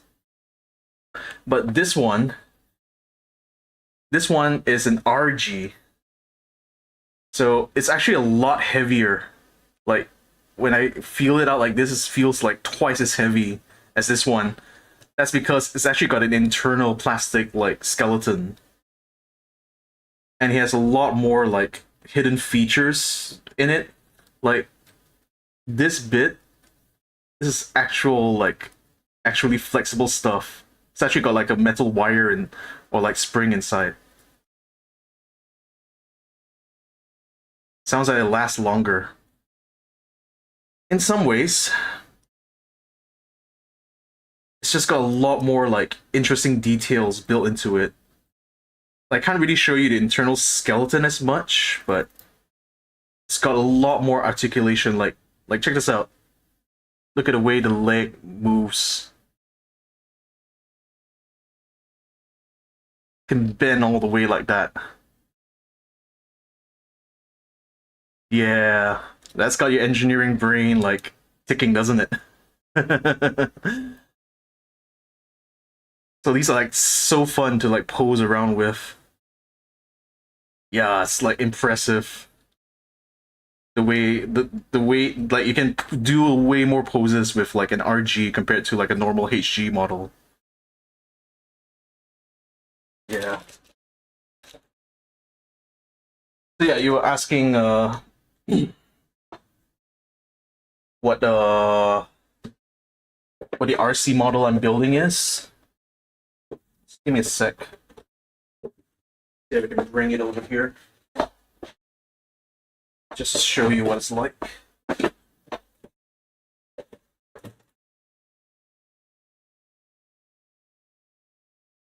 Give me a sec while I store my Gundams.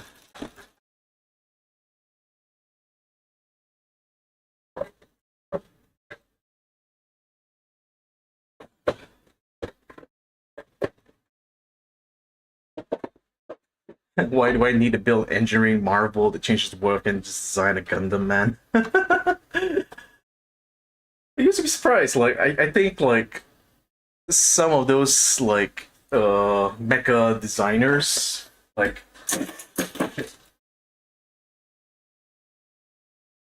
I'll fix that later. Like some of those people who do like designs for these kind of like gunpla or mechas, like they actually do have a background, some of them, in engineering or at the very least like product design or industrial design, sorry I should say.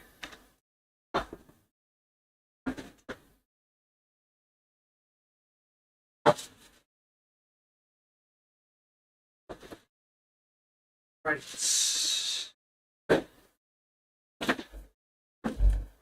So let me get some of these out of the way.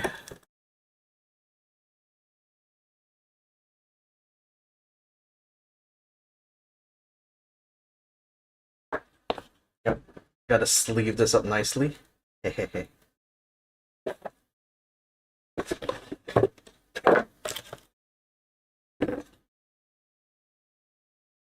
It's impressive that the joints don't need sanding. Gosh.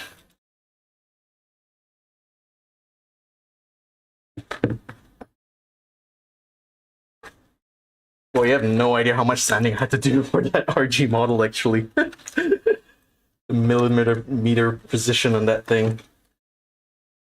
That one took a long time to build, actually, because it's built to the same quality as like the higher end MG kits. It's just smaller in scale.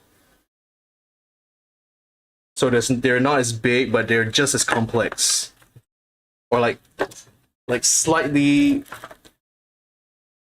less complex actually than like the MGs. But still pretty complicated to build.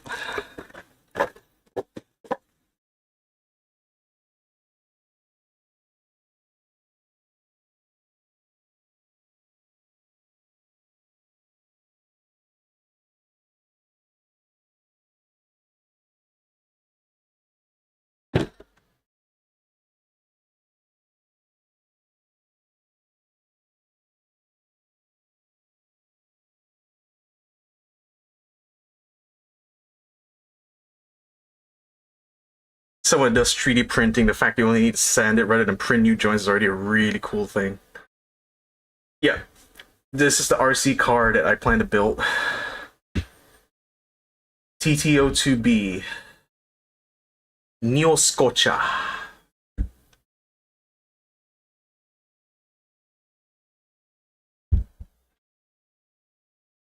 So, battery? Yes, it's electric powered. And I also even got like matching transmitter receiver set. It's like all the electronics I need, which is like the transmitter, the receiver, electric control, battery, and servo. Finish that and buy a drone kit. God damn it. Never ends. But this is one I'm so looking forward to actually like building.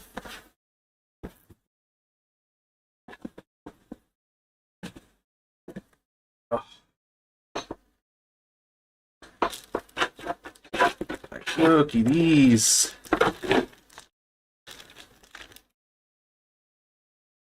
Drones have a lot more engineering to do, like calibration and stuff.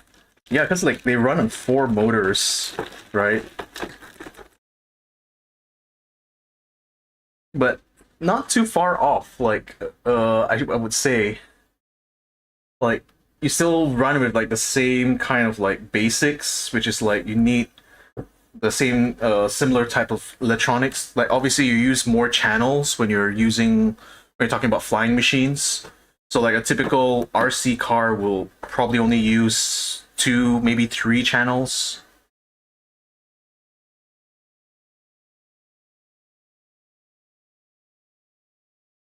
Drone kit's only like 150 something? Is it? I thought it was a lot more expensive than that. Although I might be thinking of like an FPV drone or something like that. Yeah. Yes. Look at it. Tires. Oh my god. It smells so good. The most cheapest, or the one you need to calibrate and set everything up yourself. Ah, I see. Yeah, because the last time I went, like, looked up prices of drones, the one I saw, like, the cheapest one I saw was for, like, 1,000 ringgit. But it was like an FPV drone, so I guess that's not really representative. Yeah. This is going to be for next time. Not just a headset, so expensive already, right? That's crazy. Yeah. So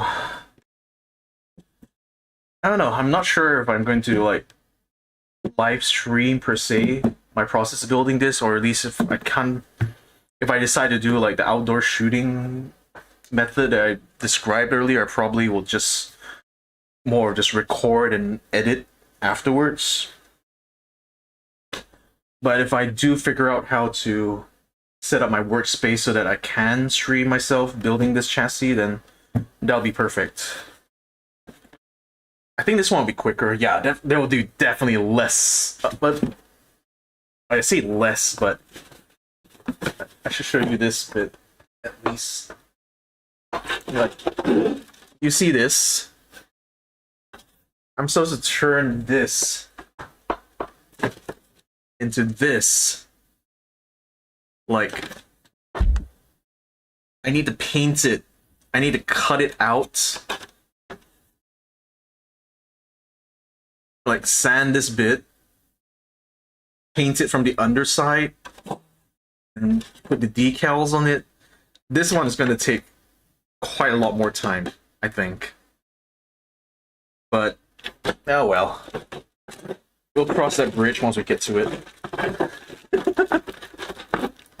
It's just like a Tamiya. Yes, it's just a Tamiya, guys. It's simple, really. All you need is just to put all this together. Damn.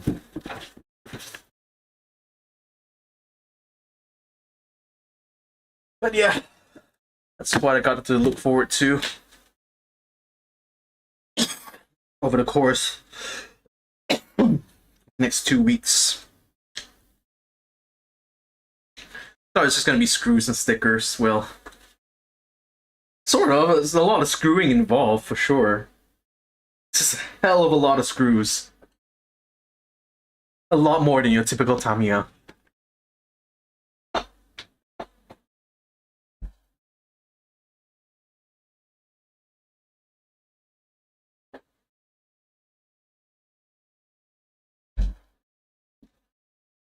Right. And these are not Tamiyas. But something I picked up along the way. Naksatu. Sorry. You're gonna have to pry it from my cold, dead fingers.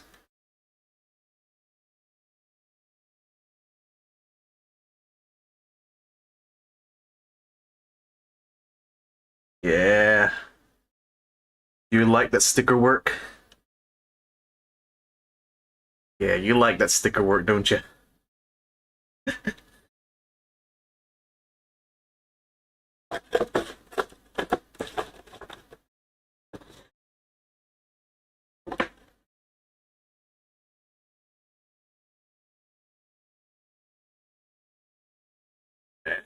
Go. I'll likely leave it white. I'm lazy. See, I even painstakingly, like, had this bit stickered up properly like lined up properly on both sides. See, that's engineering precision right there. OCD much? Bruh. Got no idea. But this one has definitely got to be my favorite.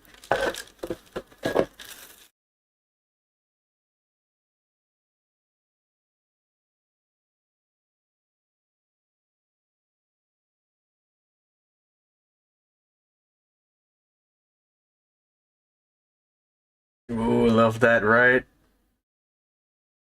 Dude, Strato Vector is like... It's still to me like the most beautiful mini four-wheel drive ever made. And this one is like, it's actually like a special edition. Lil's Hobby Center is like the one of the big Tamiya shops in the Philippines. Is it remote control? No, it's not remote control. It's just a slot car. You just put in batteries and it will just go.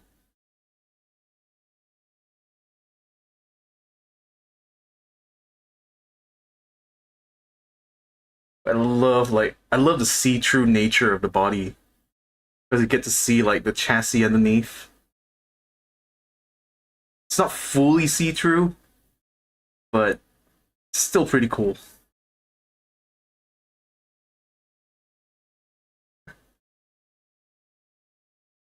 Yeah.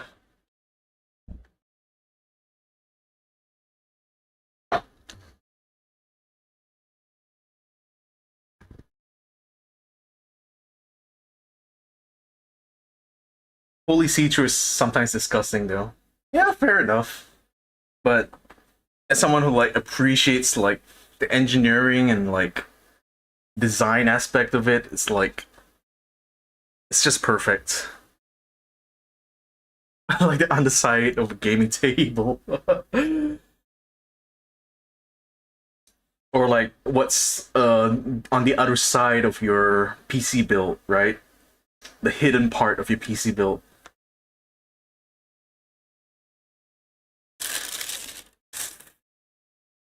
So yeah, I think I'm gonna call it a stream for now. Thanks so much, AJ, for dropping by and for keeping me company. Hey, one party in the front. Yep, party in the front. Just don't ask what's in the rear. Thanks for sharing. Yeah. Cheers, man. You're welcome. Hopefully I've got more to share once I actually get started on building the RC kit.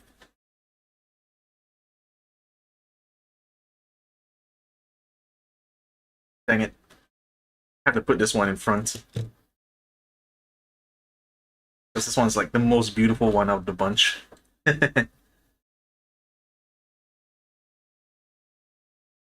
Alright, man. Cheers. I'll see you when I'll see you next. Till next time. Bye-bye.